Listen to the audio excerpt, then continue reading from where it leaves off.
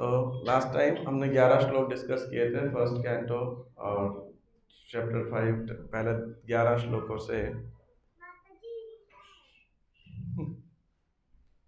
तो किसी को याद है कोई पॉइंट जी? बस आखिरी श्लोक से मत बोलना।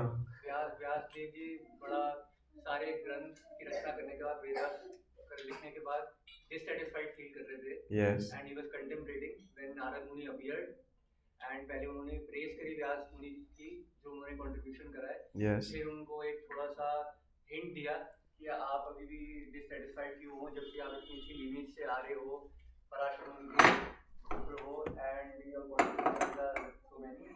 फिर उन्होंने बताया कि क्योंकि आपने वेदास के अंदर भगवान की डायरेक्ट भक्ति को हाइड कर दिया है इसलिए वो डिससैटिस्फैक्शन है, क्योंकि direct glorification of the Lord is not easily available and people in the future generation confuse हो जाएंगे कि हम क्या करें। या दिस वाज अ मोर और लेस द एसेंस कि जिसके अंदर श्रील व्यासदेव जी उनको रिस्पेक्ट देते हैं, आदर करते हैं और पूछते हैं कि आप मेरे में कमी बताइए क्या रहेगी, isn't it? You know, he says, "Prichhamahe tvam bhava atmabhutam. Please tell me the cause of my dissatisfaction." है ना? And उन्होंने बोला, तो नारद जी ने 8वें श्लोक के अंदर बोला कि आपने भगवान का यशो भगवतो मलम, भगवान का एक्सक्लूसिव गुणगान नहीं किया है, उनका नाम रूप गुण लीला का और एक्सक्लूसिव डिवोशनल सर्विस का गुणगान नहीं किया है। तो इसीलिए बाकी ऑल्दो वो जो फिलॉसफी आपने बोली है वो रिलीजियस है, जो आपने लिखा है वो व्यक्ति को एक पायस जीवन में लेके जाती है undoubtedly, but it's not going to ultimately help him in the ultimate issue basically. इसलिए आप भी डिससेटिस्फाइड हो।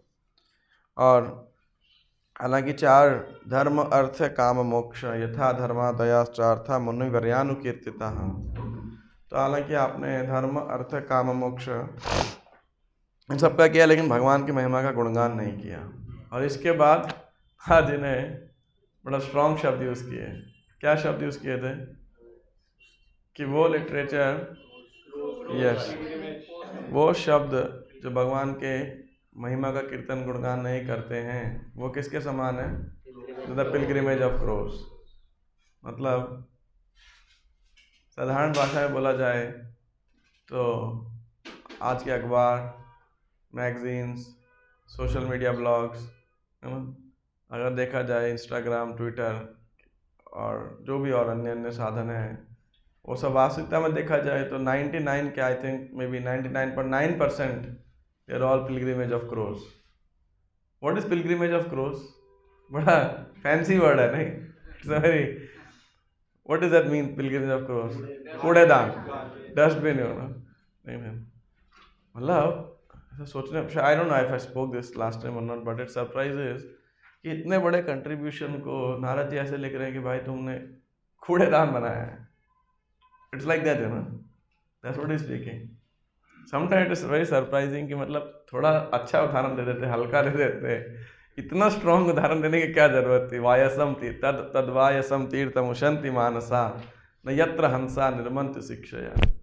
Anyway, but Vyasadev understood the point and therefore as devotees we should be very careful कि हम लोग प्रजल्पा, ऑर्गेनाइज्ड प्रजल्पा हो या टेक्निकल प्रजल्पा हो, है ना, should be very careful of this demon of प्रजल्पा and wasting our human energy, हमारे जीवन की महत्वपूर्ण शक्ति को अन्य अन्य बातचीत करने के अंदर, फालतू की बात करने के अंदर, फालतू की बात पढ़ने के लिए, है ना, और इवन फालतू के लिटरेचर्स पढ़ने के लिए।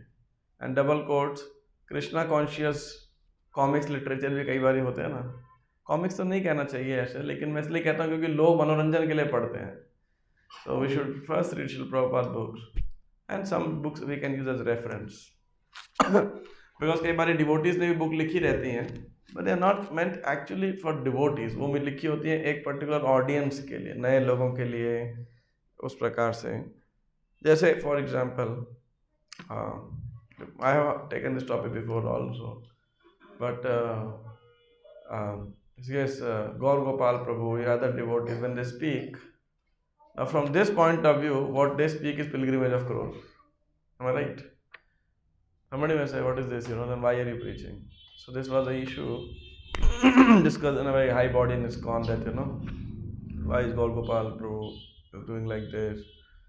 So one of the senior devotees said, but that preaching is not meant for devotees. Those lectures are not meant for devotees. वो बिल्कुल नए लोगों के लिए हैं. So he acts as he creates a very fertile or favorable ground for people. आप जिधर भी जाते हो आज आप देखो, हाँ जी हम तो गौर गोपाल जी को सुनते हैं, अमोघ लीला जी को सुनते हैं ना, तो क्योंकि लोग उनको सुनते हैं, so it is very good. वो उस स्तर से मतलब मान लीजिए लोगों को -1 से 0 तक +1 तक लेकर के आ गए. But devotees are already on +5, +6, +10. They need not listen to that unless they have to use it for preaching या किसी और उदाहरण के लिए, है ना. तो ये बात का अपने को थोड़ा हनुमान जी को coming, can you give me that question. मेरे हिसाब से आप थोड़ा आगे आओगे क्या? This classroom setup is a little weird, Prabhu remove these bags from here first of all. Keep them ahead below the table. They're doing too much space.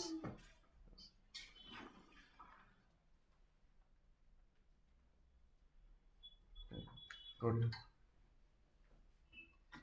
Yes, that's better. What we can do, yeah, okay, that's fine. We keep one line, straight so as a passage. Yes, I wanted that only. आपको क्या समझ में आया था? अच्छा, मुझे चाहिए था. Thank you.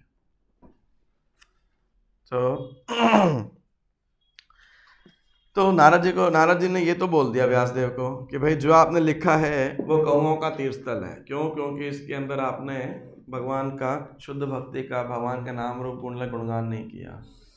तो व्यासदेव जी बोले मान लो, व्यासदेव जी ये प्रश्न पूछे हैं, बोले नारद जी को कि आपने बोल तो दिया नारद जी, लेकिन एक बात बताओ कि मान लो ये तो मेरे को आता था, मैंने लिख दिया, अब मान लो मेरे को नहीं आता, गुणगान करना अभी नहीं आता, तो फिर क्या? तो फिर क्या करूं? मान लो गलती लिख दूं, उससे तो अच्छा है ना जो आता है वो ठीक लिख दो. क्या कहते हो, है ना? तो नारद जी क्या कह रहे हैं? तद्वाग विसर्गो जनताग विप्लवो 11th यस्मिन् प्रति श्लोकमबद्धवत्यपि नामान्यनन्तस्य यश अंकितानि यत् शृण्वन्ति गायन्ति गृह्णन्ति साधवः. तो कह रहे हैं कि देखो नहीं, ऐसा नहीं है. तद्वाग विसर्गो जनता अघ विप्लवो. विप्लव मतलब क्रांति, अघ मतलब पाप, जनता मतलब लोग, है ना. तो ऐसे यस्मिन् प्रति श्लोकम अबद्धवत्यपि, तो ऐसा लिटरेचर मान लो जिसमें ग्रामेटिकली कुछ गलत तरीके से भी अगर भगवान के नाम रूप गुण लीला का नामानि अनंतस्य यशो अंकितानि, यत् भगवान के नाम अनंत नाम है, उनका फेम है, यश है, तो उसमें कुछ गलती भी रहेगा ना, तो भी जो साधु लोग हैं शृण्वन्ति गायन्ति गृह्णन्ति साधवः, वो उसको गाते हैं, बोलते हैं, और वो संसार में आध्यात्मिक क्रांति लाने के लिए पूर्णतया सक्षम है. We have the best example of Srila Prabhupada. Prabhupada America गए, प्रभुपाद जी का एक्सेंट बंगाली, 70 साल का बूढ़ा व्यक्ति, और उस समय के नौजवान कल्चर था डोंट बिलीव एनीबडी अबाउट 30. उनका ये कल्चर था, 30 साल के ऊपर लोग सठिया जाते हैं, विश्वास मत करो उनके ऊपर. और प्रभुपाद जी, और उस समय India's position in geopolitical situation was, India's condition in geopolitical situation was not as we have now. आज से 60 साल पहले भारत को पिछड़ा हुआ देश देखा जाता था, है ना. यहाँ से प्रभुपाद जी के 1-2 साल पहले ही अमेरिका थोड़ा सा लिबरल हुआ था इंडियंस को वीज़ा देने के अंदर, नहीं तो ज़्यादा भारतीयों को वहाँ पे ऐसा वीज़ा इन जनरल भी नहीं होता था, बट उसके जस्ट पहले ही, है ना, बोला था. लेकिन भारतीयों के ऐसे माना नहीं जाता था कि बहुत बड़ी, जैसे आज तो फिर भी इंडियंस का बहुत रेपुटेशन है पूरे वर्ल्ड के अंदर अगर देखा जाए. पोस्ट स्पेशली 90s के अंदर, India also became more open up for financial investments and this and that became power. पर आज से 50-60 साल पहले भारतीयों को ऐसा सम्मान नहीं था जो आज है relatively. At least that's what proper disciples tell, many of the proper disciples. तो वो कंडीशन के अंदर प्रभुपाद जी वहाँ पे 70 साल का बूढ़ा व्यक्ति, कोई पैसा नहीं, है ना, एक्सेंट भी बंगाली, एक तो होना, चलो उनकी लैंग्वेज में बात कर सकें। और कोई प्रभुपाद जी की किताबें क्या थी, 3 वॉल्यूम भागवतम के, मतलब पूरा प्रथम स्कंद, और गीता की कॉपी भी उस समय तक छपी नहीं थी, बाद में डाइनिपॉन से एब्रिज्ड वर्जन छपाया था प्रभुपाद जी ने जापान से। तो और कोई 2-4 कुछ पत्रिकाएं होंगी, कुछ वो इजी जर्नी वाली किताब होगी, कुछ ज़्यादा किताब भी नहीं था प्रभुपाद जी के पास में, कोई कॉन्टैक्ट्स नहीं थे, कोई फॉलोवर्स नहीं थे। But just see how this movement has grown up, you know, एक बूढ़े व्यक्ति से, and then the way it took up, my God, you know. अगर आप वीडियोस देखेंगे श्री प्रभुपाद के, तो रथ यात्राओं के देखिए हजारों लोग हैं। और एक ऑस्ट्रेलिया की रथ यात्रा का अगर आप वीडियो देखेंगे, तो डिवोटीज आर टेलिंग, वो रथ यात्रा में 10,000 लोग आए थे, ऑस्ट्रेलियंस। ऑस्ट्रेलिया के अंदर रथ यात्रा हो रही है, जहाँ जगन्नाथ बलसुभद्रा को नहीं जानते हैं, उधर कौन कृष्णा है क्या है। 10,000 पीपल, एंड लिटरली 95% ज़्यादा उसमें भारतीय नहीं थे, मतलब मूल जो विदेशी वर्ग के लोग थे वो थे। And Prabhupada came, Prabhupada was so happy. उस वीडियो में देखेंगे प्रभुपाद जी डांस कर रहे हैं उसके अंदर, and the whole crowd going wild, and Prabhupada started dancing, you know, like that. तो इमेजिन, मतलब, और वहाँ की जो पुलिस थी वो आई, बोले stop your Swami, you know, is making the crowd going out of control. अभी वो बोले nobody can stop him, is our guru, how can we stop him, like that. और जो पुलिस देखने के लिए आई थी वो भी देख के इतने अट्रैक्ट होती प्रभुपाद जी को। इतना बूढ़ा आदमी, इतना गिट्ठा भी, मतलब प्रभुपाद जी की हाइट भी ज़्यादा नहीं थी, अभी तो विदेशी थोड़े ज़्यादा बड़े हट्टे कट्टे होते हैं ना, और ये सब जवान लड़के उनको ऐसे फॉलो कर रहे हैं। उनको लगा कोई इतने बड़े संस्था का आंदोलन होगा तो वो भी थोड़ा, मतलब, है ना, उसकी पर्सनैलिटी उस टाइप की होगी। So we see that what this is said. तो ये जो अगर श्लोक का तात्पर्य आपने पढ़ा था किसी ने जाके, if you see this can be always seen as in one light, that Prabhupada's prediction about how this edition of Srimad Bhagavatam is going to bring revolution, तब जब लिखा था प्रभुपाद जी ने ये, तब तो ISKCON नहीं था, विदेश में गए नहीं थे। So this can also be seen as a prediction and Prabhupada's confidence, you know, like that. So anyway, it's a huge big purport, but it's very very beautiful. तो मैं आज टेक्स्ट नंबर 12 से लेके 22 तक कवर करने का प्रयास करूँगा। नैष्कर्म्यम आप मेरे पीछे दोहराना प्रयास करोगे या साथ में? What is more convenient? अरे पीछे ज़्यादा कन्वीनियंट रहेगा, यू कैन लर्न बेटर। नैष्कर्म्यमप्यच्युत भाववर्जितं न शोभते ज्ञानमलं निरञ्जनं कुतः पुनः शश्वदमभद्रमीश्वरे न चार्पितं कर्म यदप्यकारणम्। तो ये जो 12 श्लोकों का मूल थीम है ना, तो अगर आप इसको बाद में पढ़ने का आपको समय मिले, तो ये एक 8वें श्लोक को में आपको पहला कारण मिल जाएगा कि नारद जी क्यों व्यासदेव की कंपाइलेशन को क्रिटिसाइज कर रहे हैं। तो जो पहला एक मूल तो हमने किया, क्योंकि उसमें भगवान की भक्ति का, शुद्ध भक्ति का या भगवान की महिमा का एक्सक्लूसिव गुणगान नहीं किया। तो that become the first reason. Now these 12 verses also, specially purports के अंदर आपको कम से कम और 4 कारण प्राप्त होंगे, which Narada gives what is the flaw in the compilation of Vyasadev, be it Mahabharata and be it the impersonal Brahman, है ना। तो ये आप फाइंड आउट जरूर कीजिएगा, आपको बहुत अच्छे फिलोसॉफिकल पॉइंट्स मिलेंगे टू अंडरस्टैंड वैदिक लिटरेचर एंड व्हाट लाइक। तो कभी आपको सनातन धर्म के लोग मिलते हैं तो आप उनको बेटर पर्सपेक्टिव में समझ पाओगे। अगर मुझे जहाँ जहाँ मिलेगा बता दूंगा, but you should also read that and catch, bring that points out on your own. तो can knowledge of self realization even though free from all material affinity does not look well if devoid of a conception of infallible God. तो कह रहे हैं आत्म साक्षात्कार का जो ज्ञान है उसमें भी यदि पर्सनल गॉड की अगर चर्चा ना हो तो वो भी एकदम फीका और नीरस और बेकार लगता है। तो कर्मकांड एक्टिविटीज़ की तो बात ही क्या की जाए, है ना। This is what Shri Narad ji saying. तो ऐसी फ्रूटिव एक्टिविटीज, कर्मकांड जो स्टार्टिंग में भी बिगिनिंग है और वैसे भी टेम्पररी है कर्म फल, उसका फ़ायदे क्या है यदि वो भक्ति के लिए ना इस्तेमाल की जाए। तो प्रभुपाद जी अगर आप देखेंगे परपोर्ट के अंदर क्या लिख रहे हैं, as refer to above, not only ordinary literatures devoid of the transcendent glorification of the Lord are condemned, but also Vedic literature and speculation are the subject of impersonal Brahman when they are devoid of devotional service. है ना, ऐसा literature चाहे वैदिक literature भी है। गीता में कौन सा श्लोक है इसे कॉरस्पॉन्डिंग बता सकते हो आप? दूसरे अध्याय का कौन सा श्लोक है जहाँ पे इस बात को आप प्रमाणित कर सकते हो कि यही बात वहाँ भी लिखी गई है? भक्ति शास्त्री, यानी भक्ति शास्त्री सेकंड चैप्टर, हाँ एक यही है। क्या श्लोक है? याम इमाम पुष्पिता वाचम प्रवदंत विपश्चितः वेदवाद रतः पार्थ नान्यदस्ति निवादिनः। Flowery words of the Vedas. याम इमाम पुष्पिता वाचम प्रवदंत विपश्चितः, है ना। तो वहाँ पे एक बोलते हैं, इसके 2 श्लोक बाद एक और श्लोक भगवान कहते हैं, त्रैगुण्य विषया वेदा निस्त्रैगुण्य भवार्जुन निर्द्वंद्व नित्य सत्वस्तो निर्योग क्षेम आत्मवान। कि हे अर्जुन जो है आप जो त्रैगुण्य विषया वेदा, ये जो वेद हैं वो क्या कर रहे हैं? 3 गुणों की ही से ही डील कर रहे हैं। त्रैगुण्य विषय निस्त्रैगुण्य भवार्जुन, तो आपको तो इन 3 गुणों के ऊपर उठना है ना। निर्द्वंद्व नित्य सत्वस्तु निर्योग क्षेम आत्मवान। So in the sense he is saying don't get trapped in the flowery words of the Vedas which only deal with basically how to deal with the 3 modes of material nature. तो ये जो है भगवान कह रहे हैं इससे corresponding.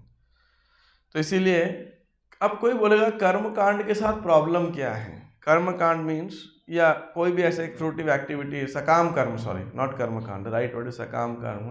मतलब आप काम करते हो तो नेचुरली हमारे कोई फल की इच्छा होती है। इसमें प्रॉब्लम क्या है? कोई प्रॉब्लम है? आपको लगता है कोई प्रॉब्लम है? ठीक है, डूअर अपने आप, तो फिर क्या प्रॉब्लम है?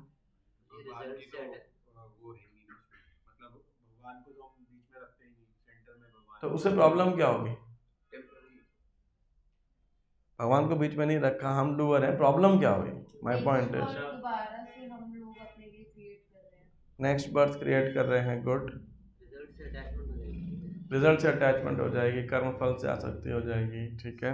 यस करण ब्रो, ये क्या है? अच्छा, और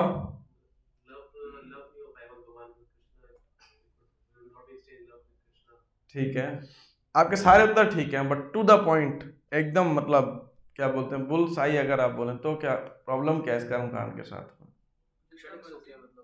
क्षणिक नहीं, see I will frame my question better, तो आप बेटर उत्तर गैस कर पाओगे। मतलब हमें प्रॉब्लम नहीं है, it's not, don't take it what is the problem with we engage in, कि अगर कोई हम कोई कर्म सकाम कर्म में लगे, वो प्रॉब्लम नहीं है। इस पूरे कॉन्सेप्ट में क्या प्रॉब्लम है?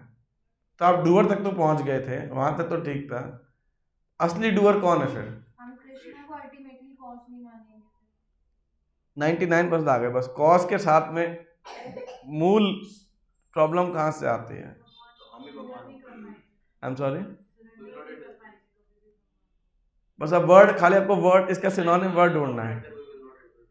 आई एम सॉरी, ओनली 0.1%, बस प्रोप्राइटर का एक वर्ड आप इन कर दो, you have come so close, enjoyer. The problem is that all the activities Krishna is the enjoyer. तो सकाम कर्म का क्या है? See you are the doer, you are the whatever, ultimately हम क्यों करते हैं? तो I will enjoy the fruit, है ना। So what we think, I am the enjoyer. सकाम कर्म के साथ वो बाय डिफॉल्ट है, उसका सेटअप ही यही है, उसका मूल प्रॉब्लम ही यही है सकाम कर्म के पूरे कॉन्सेप्ट के साथ में, that yes Krishna is not the enjoyer इधर veg, you know, me extended और कंसंट्रेटेड इधर वेज। तो ये उसके साथ में मूल प्रॉब्लम है सकाम कर्म के साथ। Do you forget that Krishna is the enjoyer? देखो कर्म करना है कि नहीं करना है? कर्म तो करना ही पड़ेगा, जब तक आप लिबरेटेड नहीं होते, मुक्त नहीं होते इस जीवन, जब तक आप इस जगत में, कर्म तो करना पड़ेगा। तो अब सकाम कर्म और एक भक्त का, अकाम कर्म तो नहीं बोलना चाहिए, निष्काम कर्म, सॉरी यार, निष्काम कर्म, दैट इज राइट वर्ड, है ना। तो उन दोनों में अंतर क्या है?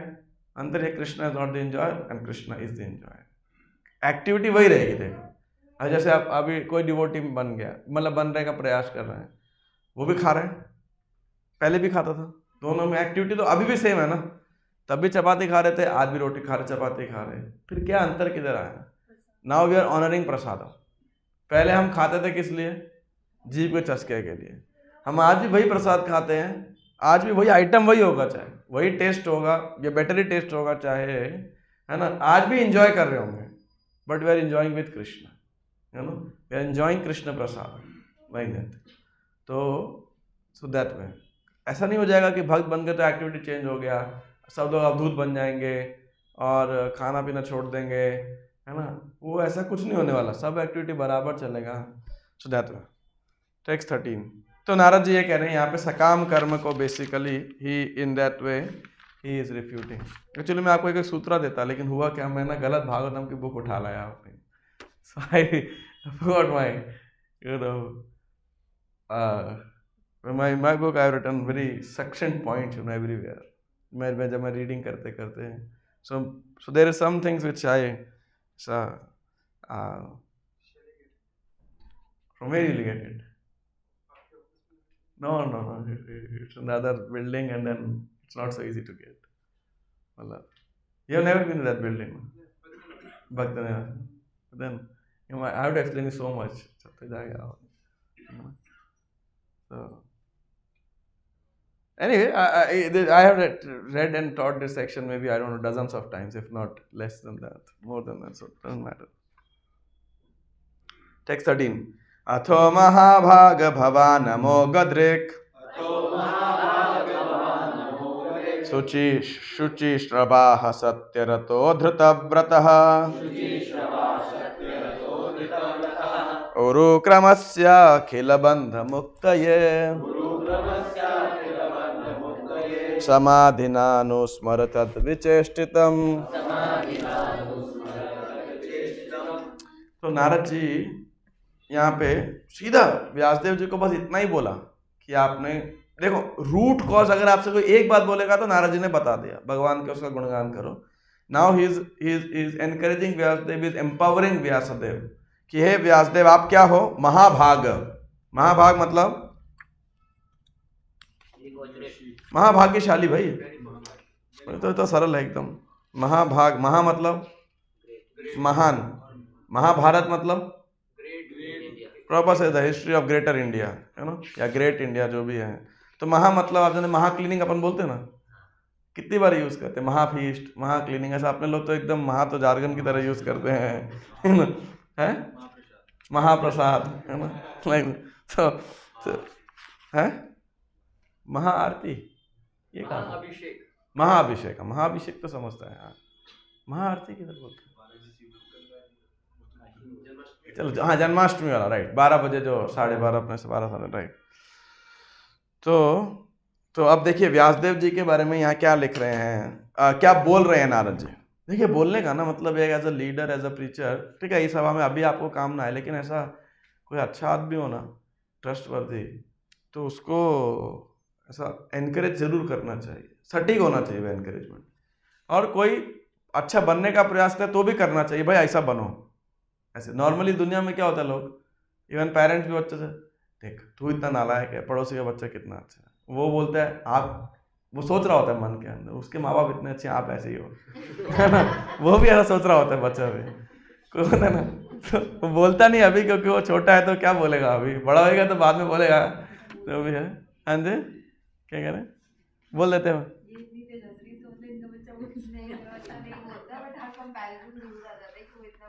तो एनीवे, तो क्या होता है, लेकिन एक पॉजिटिव एनकरेजमेंट देना, एम्पावरमेंट के लिए ना, ये बहुत जरूरी है, like that it's an important aspect of leadership and when you dealing with subordinates, B it in your family और इन योर ऑफिस, और स्पेशली स्पिरिचुअल सर्कल्स में कोई अच्छे, कोई एक केपेबल भक्त को या डिवोटी को या किसी केपेबल लीडर एम्पावर करना हो, तो क्या कह रहे हैं, अथो महाभाग, आप क्या हो? महाभाग मतलब वेरी फॉर्चुनेट, मोस्ट फॉर्चुनेट कह सकते हैं, या बहुत सौभाग्यशाली हो। दूसरा भवान मतलब आप, और अमोघ दृक्, अमोघ दृक् मतलब, दृक् मतलब दृष्टि, अमोघ मतलब स्पॉटलेस, अमोघ, अमोघ मतलब हो गया एकदम परफेक्ट विजन जिसे कह सकते हैं, इनफॉलिबल विजन कह सकते हैं या करेक्ट विजन बोल सकते हैं एकदम। तो आपका जो दृष्टि है वो कैसा है, एकदम परफेक्ट है, मतलब आप एकदम क्लियरली देख सकते हो। अब तक नहीं देख पा रहे थे चाहे अब तक, लेकिन अभी आप देख सकते हो। तीसरा क्या है क्वालिफिकेशन उनका, शुचि श्रवाह। शुचि मतलब क्लीन, शौचम शुचि, और मुचि मतलब शुचि का उल्टा क्या होता है, मुचि। वो तो इंग्लिश हो गया, संस्कृत वर्ड में कह रहा हूँ। शुच बाबा, हिंदी या संस्कृत कह रहा हूँ मैं। शुचि का अपोजिट क्या हुआ, मुचि। प्रभुपाद एक लेक्चर के अंदर मुचि को पता है किससे कंपेयर करते हैं, मुचि से क्या बनता है, मोची। That's how Prabhupada explains in one lecture. ऐसा तो नॉर्मली जैसे आप तिलक किट रखते हो या कुछ और ऐसा, वी कॉल इट शुचि kit, toilet kit we call it मुची किट हियर, नहीं है। तो वो भी एक रिफाइंड तरीका है कहने का है ना। टॉयलेट किट मतलब थोड़ा गंदा वर्ड है, मुची किट, मुची बोला आपने तो क्या है, अभी कंटेमिनेटेड बोलते हैं उससे, बड़े ये मुची स्थान है, इसको साफ करो, मतलब ऐसा है ना। तो शुचि और मुची, एक श्लोक आता है ऐसा ना, मुची है शुचि है यदि कृष्ण भजे त्यजे, ऐसे करके यदि आप कृष्ण को भजन करते हैं तो कंटेमिनेटेड प्लेस भी मुचि स्थान में शुचि हो जाता है, और कृष्ण का कोई त्याग करता है तो कोई कितना भी साफ सुथरा पवित्र स्थान हो वो भी अपवित्र हो जाता है, मुचि हो जाता है ना। तो ऐसे तो शुचि श्रवाह, तो आप कैसे हो, आप बहुत ही स्पॉटलेस हो, आप एकदम मतलब क्लीन हो, प्योर हो कह सकते हो साहब से। शुचि श्रवाह, श्रवाह मतलब फेमस, यशस्वी हो आप बहुत, आपका यश आपकी कीर्ति व्यास है, कोई छोटे मोटी बात तो नहीं है। सत्य रतो, सत्य रत मतलब आप सत्य में क्या हो, रत हो, रत मतलब हो गया फिक्स्ड अप हो एकदम, देख दिया। रत समझते हैं ना, कोई रत, रत का क्या हिंदी मतलब कोई वर्ड बोल, अरे यार वो रत होता है, वो व्रत हो गया, मतलब दृढ़। अरे हिंदी का शब्द मैं कह रहा हूँ किधर यूज करते हैं आप इसको, कि वो काम में रत है, ऐसा बोलते हो ना आप, वो पढ़ाई में रत है, लगा हुआ है, डू लीन है ना, समाधिस्थ है उस प्रकार से। तो आप झूठे नहीं हो, मतलब आप पर, इसके दोनों अंडरस्टैंडिंग है। एक सत्य में लीन हो मतलब आप कभी झूठ बोलना तो दूर के सपने में सोचते भी नहीं हो। दूसरा अंडरस्टैंडिंग है कि आप परम सत्य में लीन हो, परम सत्य में एब्सॉर्ब्ड हो, है ना। कोई कोई होगा तो बोलेगा ये सत्य रहता, मतलब वो 12-14 साल पहले ये सत्यम कंपनी थी, याद है आपको? हाँ, सत्यम का उल्टा माइतास बना गया था ना उसने फ्रॉड करने के लिए, बाद में डूब गई वो company, Satyam, Satyam Technologies Computers. So used to call them don't believe in Satyam, believe in Param Satyam, है ना। सो यूज्ड टू से, तो कह रहे हैं कि आप सत्य रतो, आप बिल्कुल सत्य के अंदर, मतलब झूठ नहीं बोलते हैं या परम सत्य में रहते हैं। और धृतव्रतः, धृतव्रतः मतलब आप जो आध्यात्मिक वाव लेते हैं अपने बड़े कठोर कठोर जो है व्रत लिए हुए हैं। तो उरुक्रम, उरुक्रम मतलब उरुक्रमस्य, उरुक्रम किसका नाम है,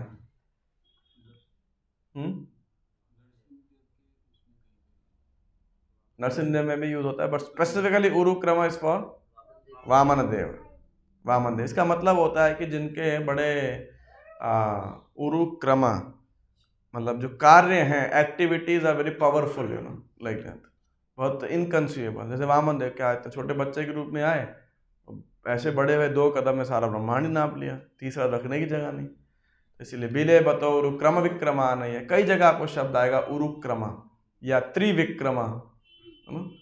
तो उसी प्रकार से तो आइए, उरुक्रमस्य अखिल बंध मुक्त, ये अखिल बंध मुक्त, यदि आप सारे बंधन से मुक्त होना चाहते हैं तो क्या करो, समाधिना अनुस्मर तद विचेष्टितम, तो आपको भगवान की उन उरुक्रम भगवान के में आप क्या करो, समाधिना अनुस्मर, आप समाधि में जाओ और उसमें जो है तद विचेष्टितम, भगवान की लीलाओं को बार बार स्मरण करो और उन्हें डिस्क्राइब करो। किस लिए करो, अखिल बंध मुक्त, ये अखिल मतलब ये संसार के लोगों के को बंधन से मुक्ति देने के लिए। ये श्लोक सरल है ना, शायद बड़ा मुश्किल लगने को, दिखने में मुश्किल शब्द लगेगा, लेकिन आप आराम से अन्वय कर सकते हो इसका। कोई डाउट तो नहीं है इसके अंदर आपको, किसी को? टेस्ट ले लूँ फिर मैं आपका? मतलब हाँ, ऐसा इंडियन में क्या है ना सर, हाँ हमारे भक्ति माधुरी बोलते रहते इंडियन यस यू नो बोलेंगे ऐसे।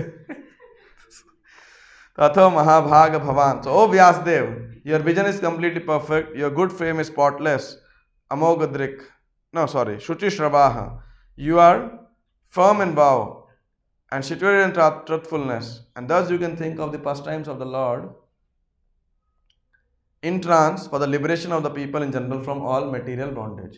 इससे एक चीज समझ सकते हैं, ऐसे डायरेक्टली इससे कनेक्टेड नहीं है, कि भगवान की लीला स्मरण करने के लिए, कोई ग्रंथ लिखने के लिए व्यक्ति को सत्यरत होना चाहिए, धृतव्रता होना चाहिए, ऐसा प्रयास करना चाहिए. Although not directly related, but still we can just kind of, on our own inspiration, we can conclude that Vyasadeva is so great and we can follow in his footsteps, to yeah. Yeah. Yes. जहाँ पर नारद जी को थोड़ा बोलते हैं कि भगवान के बारे में लिखे, बता रहे हैं, तो मतलब कैसे, मतलब उनको व्यास को पहले से पता था भगवान के बारे में? अब 3 या 4 श्लोक बाद इस क्वेश्चन को पूछना, इट विल बी आंसर्ड.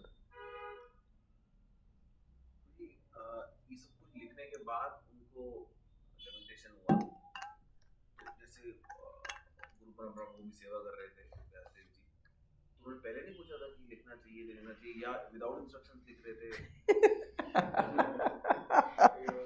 बोलिए बोलिए. तो वो अगर पहले पूछ लेते तो लिखना नहीं पड़ता, नहीं लिखना पड़ता उसी को, इतना सारा लिटरेचर उन्होंने जो कंफ्यूजिंग लिखा वो आज तक कंफ्यूजन ही बजा सकती है. I think I answered the same question in the same forum. I think I answered in the same forum. Huh? हाँ. Bhakti Yoga Prabhu is not there. मैं बताता हूँ. When I explained this whole line, किम्वा परैरीश्वरः, है ना, महामुनि कृते, क्या line है वो, धर्मः प्रोजित कैतवत्र परमो निर्मत्सरणं सतां वेद्यं वास्तवमत्र वस्तु शिवदं तापत्रय उन्मूलनम श्रीमद्भागवते कृते महामुनि किं वा परैरेश्वरः. That Vyasa in his maturity of his spiritual life wrote this Srimad Bhagavatam. So what made him Mahamuni was this literature, basically. या कह सकते वो महामुनि, लेकिन ये लिटरेचर लिखा उन्होंने अपनी maturity of spiritual life. Prabhupada ji ने वर्ड क्यों लिखा अपनी मेच्योरिटी ऑफ स्पिरिचुअल लाइफ के अंदर, है ना. ऐसा कतई नहीं कह सकते कि आप ही वॉज नॉट इन गुरु परंपरा और he was not following the instructions और समथिंग लाइक दैट, है ना. उसी के तहत उन्होंने किया, लेकिन नारद जी कह रहे हैं इससे ज़्यादा और कार्य करो.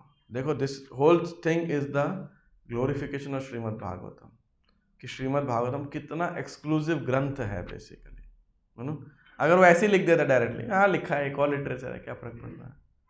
But then this is even so superior to all the Vedic literatures also, है ना. That is exclusive glorification of Srimad Bhagavatam. या सीधी बात बोले, देखो कोई भी कंपनी अपनी प्रोडक्ट का प्रचार करते तो पता नहीं कितना महान प्रोडक्ट है, बाकी सारे तो बेकार थे. हमने 50 प्रोडक्ट बनाए और रिफाइन करके सारा सीख करके सबसे हमारा ये अल्टीमेट फिनिश्ड बेस्ट प्रोडक्ट है ना. अगर आप उस दृष्टिकोण से देखें, मार्केटिंग दृष्टिकोण से भी देखोगे, तो ये चैप्टर वही बता रहे हैं, है ना. And Vyasadev is very compassionate like that. तब आपको ये नहीं पता लगता ना कि बाकी देखो, अंधकार और प्रकाश दोनों, प्रकाश को जानने के लिए अंधकार भी जानना चाहिए. You should know what is knowledge and what is science. ऐसा है, should know what is Krishna, what is Maya. तो सेम वे है, इस प्रकार से. तो व्यासदेव ऐसा लिख रहे हैं, पर Narad is making a more mature, है ना. अगर व्यासदेव जी इस अनुभूति से नहीं जाते, जब 7 चैप्टर आएगा तो आपको ये बात और एक्सप्लेन होगा, his realisation, Vyasadev what he after what जो हुआ ये सारा. और इसी से जो भक्ति की महानता है ना, एक्सक्लूसिव महानता, वो स्थापित होती है. अच्छा है. तो ultimately this the whole lila of the Lord, the Bhagavatam comes out basically. Vyasadev का डिससेटिस्फैक्शन अगर नहीं होता तो भागवतम नहीं प्रकट होती. इसका मतलब ये नहीं सोच लीजिए कभी भी कि बाकी लिटरेचर लिखा ना वो एकदम बेकार है, ऐसा मत सोचते हो. तो नारद जी ने बोला, क्यों बोला, कि देखो अगर प्रेम पुमर्थो महान जाना है तो किसी काम का नहीं है. बट देन एक जानवर को या मनुष्य को, बिल्कुल उसको तो ऊपर उठाने के लिए फिर भी काम का है कि नहीं, है ना. Ultimately then the atheistic knowledge that is better like that. Vedic education is better than mundane or material current education basically like that. it may not, this may not give him the ultimate goal of love of Godhead, which Shrimad Bhagavatam can, which Shrimad Bhagavatam बना ही उसी लिए है basically, है कि नहीं? तो and Vyasdev उन वैदिक लिटरेचर्स के अंदर इट्स ऐसा नहीं है कि वो शुद्ध भक्ति को तो हमें पता ही है, बहुत मिनिमम है, किधर किधर किधर किधर डाल दिया उन्होंने, लेकिन उसके अलावा ऐसा भी नहीं है कि बाकी सब भी स्पिरिचुअल नॉलेज है. He has put all the material knowledge also there ना. मैथमेटिक्स है, ज्योतिष है, ये है, वो है, आयुर्वेदा, धनुर्वेदा, ये सब भी उसी का पार्ट है. उपवेदास, वेदास, है ना. हाँ, मैं अब चार्ट दिखाया था सारा का सारा, correct. So that way that is answer the question, but it's never that Vyasa was at fault, you know, like that. You should never think like that. मैं आपको एक रिक्वेस्ट करूं, अब 4-5 श्लोक रुको पहले क्वेश्चन पूछने के पहले. क्या है ना, वो सारे क्वेश्चन यहाँ उत्तर होने वाले हैं. So just keep your question for hold if you don't. वो क्या है मतलब, it will just unnecessary divert you and divert me also. आपके जो जो क्वेश्चन है आप रखिए उसको. अगर आपको लग रहा है आप याद नहीं रख पाओगे तो बोल दो क्वेश्चन, मैं उत्तर नहीं दूंगा बस. जैसे अभी हमने कहा कि इससे पहले भागवतम लिखने से पहले व्यासदेव जी ने बहुत सारे ग्रंथ लिखे थे, और यही इसी में ही 4th चैप्टर में ही थर्ड श्लोक के अंदर व्यासदेव जी उन्हें अप्रिशिएट कर रहे हैं महाभारत को लेके भी. तो महाभारत अगर व्यासदेव जी ने लिखी तो उससे पहले मतलब उन्हें कृष्णा की जो लीलाएं थी, अगर उन्होंने महाभारत लिखी है तो मतलब उन्हें टेक्स्ट 15 में आपका क्वेश्चन उत्तर हो जाएगा. मैं इसीलिए बस कह रहा था आपको जो क्वेश्चन उठेंगे ना, देखो ये नारद जी और व्यासदेव का संवाद है, मतलब हमको दिमाग में रख के बातचीत हुई है उनकी, है ना. वो बड़ी ग्राउंड लेवल की बात होती है, ऐसा है. तो आएगा क्वेश्चन अभी महाभारत के बारे में भी और वेदांत सूत्र के बारे में भी, सब आएगा. ऐसा मैं तभी आपको बोला था 4-5 श्लोक बस इंतजार कर लो, फिर पूरा बम्बार्ड कर दिया जाएगा क्वेश्चन आंसर से, है ना. तो ये उन्होंने व्यासदेव जी को एम्पावर किया. तो व्यासदेव सोच सकते हैं कि भाई ऐसा, मान लो फिर भी कोई संदेह हो उनको, तो कोई डाउट ना रहे, भाई इतना क्या है, शुद्ध भक्ति शुद्ध भक्ति शुद्ध भक्ति, और अब मैं क्या ही समाधि में जाऊं, भगवान की लीला का विचार करूं, सही में करूं, सही में इफेक्टिव है नहीं है. तो नारद जी अब इस बात को बार बार एम्फसाइज करेंगे, है ना. तो क्या बता रहे हैं, ततोऽन्यथा किंचन यद विवक्षतः. यू चैंट इस, ये जो हिंदी में आता है ना एस जैसा, या रोमन ट्रांसलेशन तो अ नहीं बोला जाता उसके अंदर, अ इज नॉट प्रोनाउंस्ड. ततोऽन्यथा, इट्स नॉट ततो अन्यथा, just a matter of pronunciation. ततोऽन्यथा किं, ऑल्दो लगेगा ऐसा अन्यथा बोल रहे हैं, but it should not be spelled out like that. ततोऽन्यथा किंचन यद विवक्षतः पृथक दृशस्तत्कृतरूपनामभिः न कर्ह्यचित् क्वापि च दुःस्थिता मतिर् लभेत वाताहतनौरिवास्पदम्. तो एक उदाहरण दे रहे हैं यहाँ पर, लभेत वात हत नौर इवास्पदम. नौर मतलब नौका. नौका से रिलेटेड कोई श्लोक आप गीता में पढ़ सकते हो, याद है कोई श्लोक नौका से रिलेटेड? वायुर्नावम इवाम भसी. कौन सा श्लोक है ये? 2.67. इंद्रियाणाम ही चरताम यन्मनो अनुवधित्यते तदस्य हरति प्रज्ञाम वायुर्नावम. कोई और नौका से रिलेटेड कोई श्लोक याद है आपको? श्लोक या श्लोक से कुछ, बोट नाव. एग्जांपल देते हैं एंकर वाला, नहीं वो तो कहानी है, मैं श्लोक की बात कर रहा हूँ. कोई और कई जगह पे उदाहरण, ये बोट का उदाहरण यूज किया जाता है. बोट, उसमें बोट नहीं है. समाश्रितम ये पद पल्लव प्लवम महत पदम पुण्यशम, उसमें नहीं आता. और कोई बोट, गर्भवसुति, देवताओं की गर्भवसुति में उदाहरण आता है ना, कि जो महात्मा है वो इस भव सागर को पार करने के लिए बोट में जाते हैं, है ना, और आपके चरण कमल रूपी नाव के आश्रय ग्रहण करके भव सागर को पार करते हैं, लेकिन इतने महान है कि नाव को वहीं छोड़ जाते हैं. कैसे करते हैं? फिर ये श्लोक आता है कि ऐसे भाई गाय के खुर के समान उनके बन जाता है, उस कॉन्टेक्स्ट में आता है. और कोई नाव, नृदेहमाद्यम सुलभम सुदुर्लभम प्लवम सुकल्पम गुरुकर्णधारम मयानुकूलेन नभस्वतेरितं पुमान् विरज्येत न तरेत्स आत्मः. मुझे कैंटो तो नहीं याद है, भागवतम का श्लोक है ये, कि मनुष्य योनि किसके समान है? नौका के समान है। और शास्त्र किसके समान है? निर्देह माध्यम सुलभम सुदुर्लभम। गुरु कौन है इस नाव को चला? भव सागर में कैप्टन, गुरु जो एक्सपर्ट कैप्टन। और जो शास्त्र है वो क्या है? Favourable breezes. हम लोग कुछ पढ़ते लिखते नहीं क्या? ये तो इतना कॉमन उदाहरण है भाई। मनुष्य योनि के क्या बोलते हैं, दुर्लभ, रेयर तो उसके लिए कभी आप किसी को, लोगों को बुलाओ तो उदाहरण तो देते ही होंगे आप, है ना, कि कोई आदमी जिसको मनुष्य योनि प्राप्त हुआ है, भवसागर पार करने के लिए बेस्ट बोट है। कुत्ते की योनि, गाय की योनि, पक्षी की योनि, they are not the capable कि उनको भवसागर पार करा सके। भवसागर पार करने के लिए क्या चाहिए? कुछ स्विमिंग करके तो नहीं पार कर सकता ना? कर सकते आप बताओ? अपना नदी पार नहीं होता एक चैनल पे, कोई ब्रिटिश चैनल पार कर लेगा ऐसा तैर करके? नहीं ना, वो भी बहुत मुश्किल है। और बड़ा भवसागर तो पता नहीं कैसा है, तो उसके लिए आपको बड़ा बोट चाहिए, स्टीमर चाहिए, ऐसा नहीं चप्पू चला के पार हो जाओगे। वो चलाने के लिए आपको कैप्टन चाहिए। तो वो कैप्टन कौन है? प्रामाणिक गुरु। और लेकिन जब जहाज चलाते हैं और कभी कभी तूफान आ जाता है तो वो भी नहीं चलता, बड़ा मुश्किल होता चलाने के लिए। तो अनुकूल हवाएं किसके समान है? वो है वैदिक शास्त्रों को। इतना फैसिलिटी किसी को हो, बोट भी हो, कैप्टन भी हो और हवाएं भी अनुकूल हो, इसके बावजूद भी कोई मूर्ख आदमी है जो समुद्र पार नहीं करा, उसके क्या बोलोगे आप? तो समुद्र में डूब के ही मर जा भाई, यही बोलोगे ना, इतना बेवकूफ़ है। न तरेत सा आत्महा, तो बोले he is a killer of his own self, is a killer of the soul. ऐसा ईशोपनिषद में भी किलर ऑफ द सोल करके एक ये के चात्म हनो जना, ऐसा कभी कभी विचार कर लेना चाहिए। नाव, वैसे कोई वर्ड आता है ना, और भी है नाव के ऊपर।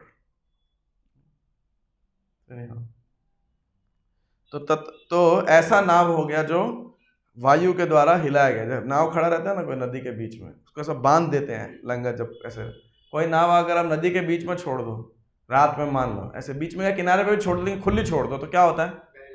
वो हवा के प्रवाह के साथ फ्लो होता है। हवा और पानी का जो फ्लो है उसके साथ वो पता नहीं दोनों किधर ही जाके मिलेगी, पता मिले भी ना मिले। ऐसा क्यों? क्योंकि बहती जाती है। तो क्या है ऐसा? Whatever you desire to describe that is separate in vision from the Lord simply reacts with different forms, names and results to agitate the mind as the wind agitates a boat which has no resting place।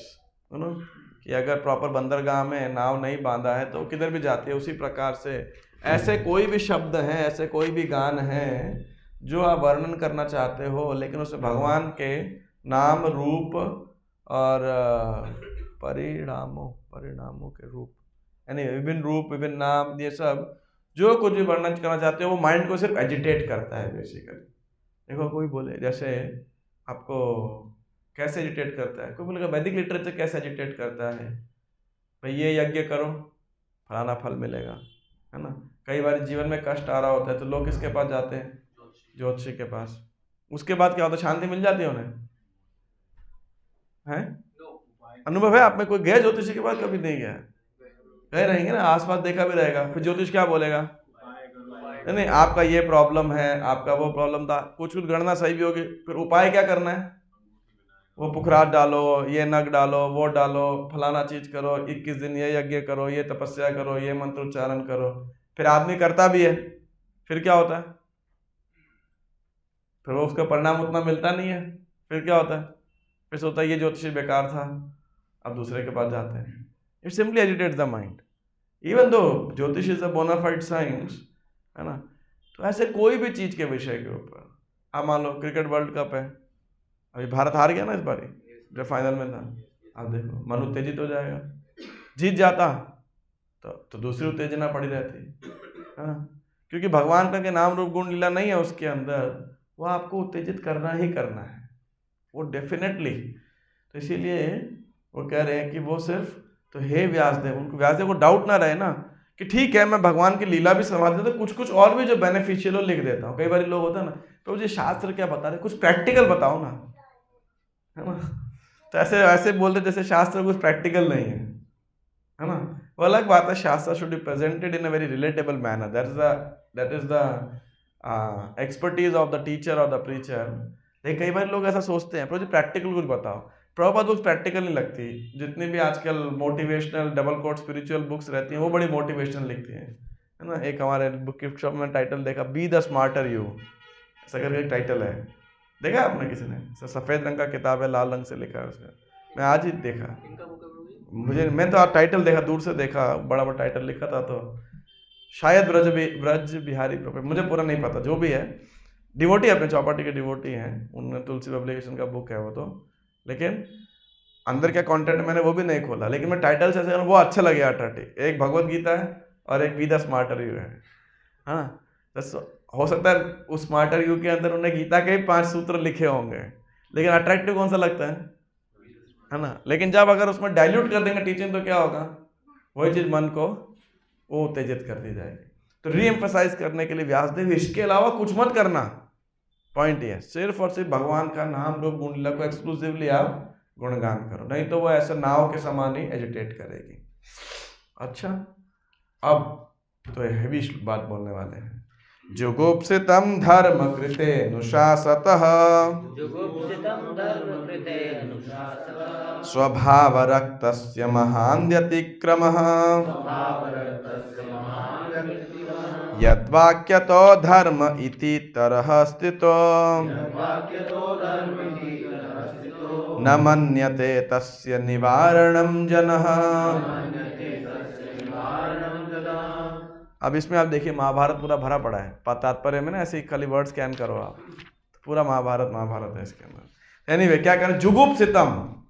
अब तो नारद जी और मतलब stamp लगाने के लिए कि भाई धिक्कार है, कंडेम, मतलब ये क्या है, जो आप भगवान से विरचित कोई भी वाणी होगी ना, अभी बोल रहे वो तो मन को उत्तेजित करेगी, आप कह छी क्यों, धर्म कृतेनुशासत स्वभाव रक्तस्य महान अतिक्रमः, कि क्या होगा आप यदि वैदिक लिटरेचर का आपको क्यों ऐसा कंडेम कर रहे हैं, क्यों?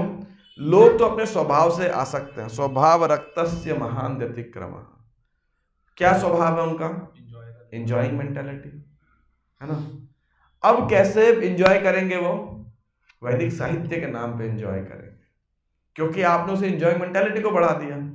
भाई पूरा वेदों में आपने भर दिया पुत्र कामेष्टि यज्ञ, ये का यज्ञ, वो यज्ञ, इसका ऐसे करो। यज्ञ मतलब कुछ है ना, जीवन का लक्ष्य है, मान लो धर्म अर्थ काम मोक्ष, ऐसा करेंगे तो ऐसा होगा। तो उधर हार्डली, ज़्यादा से ज़्यादा आपने किसको ग्लोरीफाई किया होता है? मुक्ति को, मोक्ष को, है ना, मोक्ष को ग्लोरीफाई किया। अभी आपकी क्या अंडरस्टैंडिंग है मोक्ष के बारे में वैष्णवों को लेकर के? वैष्णवों का मोक्ष के बारे में क्या विचार रहता है? मोक्ष की इच्छा अच्छी है बुरी है? बुरी है। क्यों? उसमें हम भगवान की सेवा नहीं कर पाएंगे। ओके ओके, मोक्ष को रिलेट करते हैं इम्पर्सनल ब्रह्मन से। ठीक है ठीक है, उस मोक्ष को जो आप कह रहे हैं, मुक्ति को आप कह रहे हैं कि जब हम इम्पर्सनल ब्रह्म में जाने का। और किसी का कोई विचार? मोक्ष तो अच्छी चीज है, इस भौतिक जगत से बाहर जाना। अन्य अभिलाषा शून्य नहीं, क्यों नहीं है? हाँ, उसमें क्या मांग रहे हैं? बहुत अच्छा पॉइंट बोला आपने कि शुद्ध भक्ति नहीं है। उस मोक्ष के पीछे की मानसिकता क्या है? Yes. भगवान से मतलब उसमें मुक्ति मांग रहे हैं, तो उसमें भगवान सेंटर में ही नहीं है, मतलब okay fine fine, it's the same, आप गोल मोल करके वही बात कर रहे हो, आप भी वही बात करने वाले हो, वैसे मैंने सुन लिया था। केवल अपना ही सुख है, अपनी भगवान के एंजॉयमेंट अपनी जानते नहीं, एक पॉइंट, यस यहाँ के दुखों से छुटकारा। यस, उसका जो रूट कॉज है वो अन्य अभिलाषा क्यों है मोक्ष?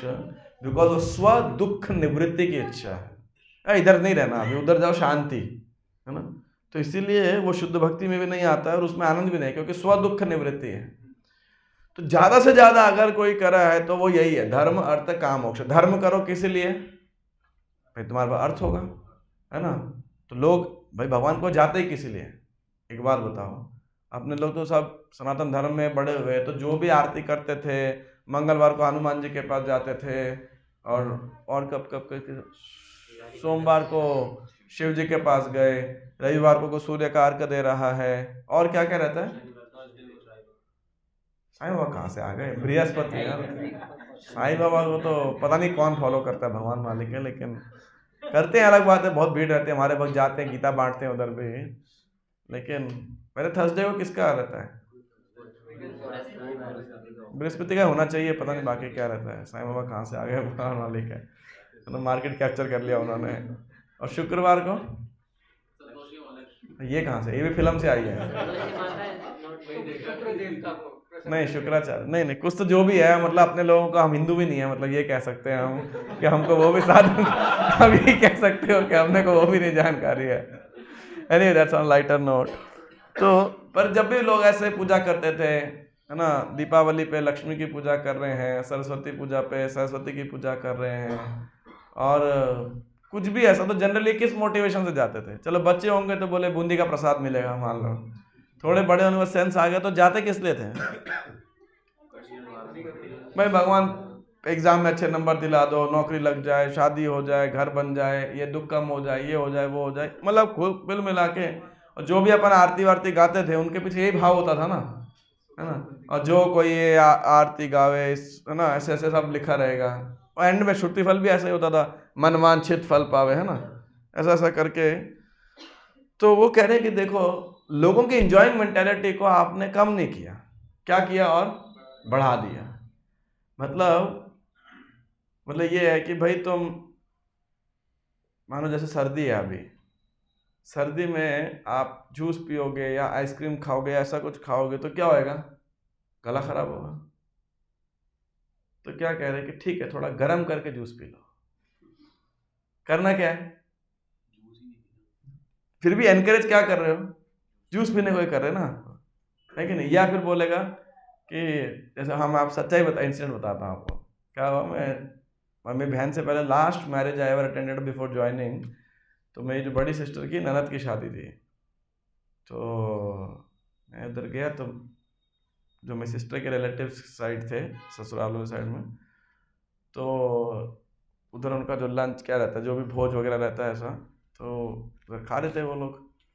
तो उनको पूछा किसी ने, मैंने उनका सुना कन्वर्सेशन, उधर ही पास में बैठा था, तो वो कह रहे भाई तुम्हें तो बहुत एसिडिटी रहती है, तो फिर ये सब कैसे खाओगे? शादी में तो सब, है ना, वैसा माल रहता है पूरा।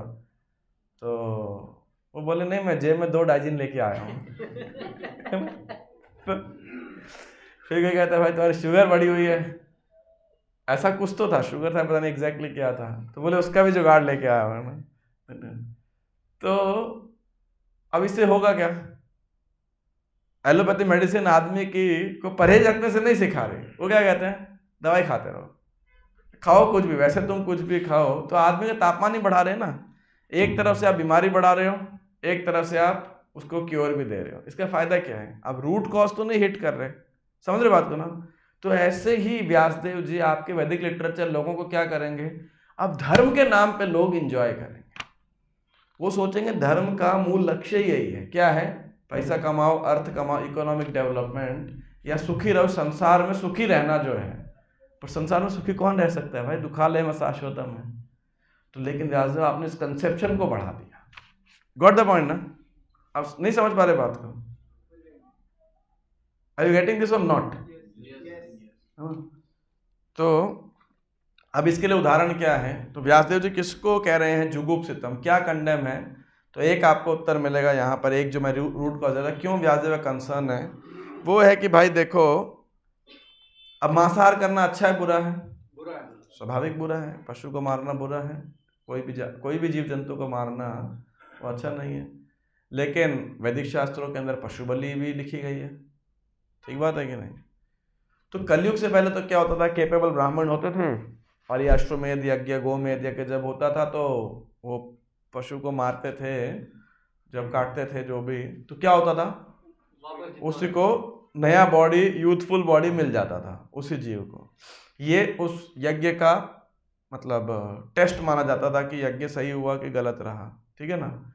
लेकिन अभी क्या हो गया, आपने क्योंकि पशुवध को एनकरेज कर दिया, तो क्या होगा, अब लोग क्या करेंगे, कसाई घर खोलेंगे, और वहाँ क्या बोर्ड लगाएंगे, काली का प्रसाद। आप जाइए कितनी जगह लेता है काली का प्रसाद है।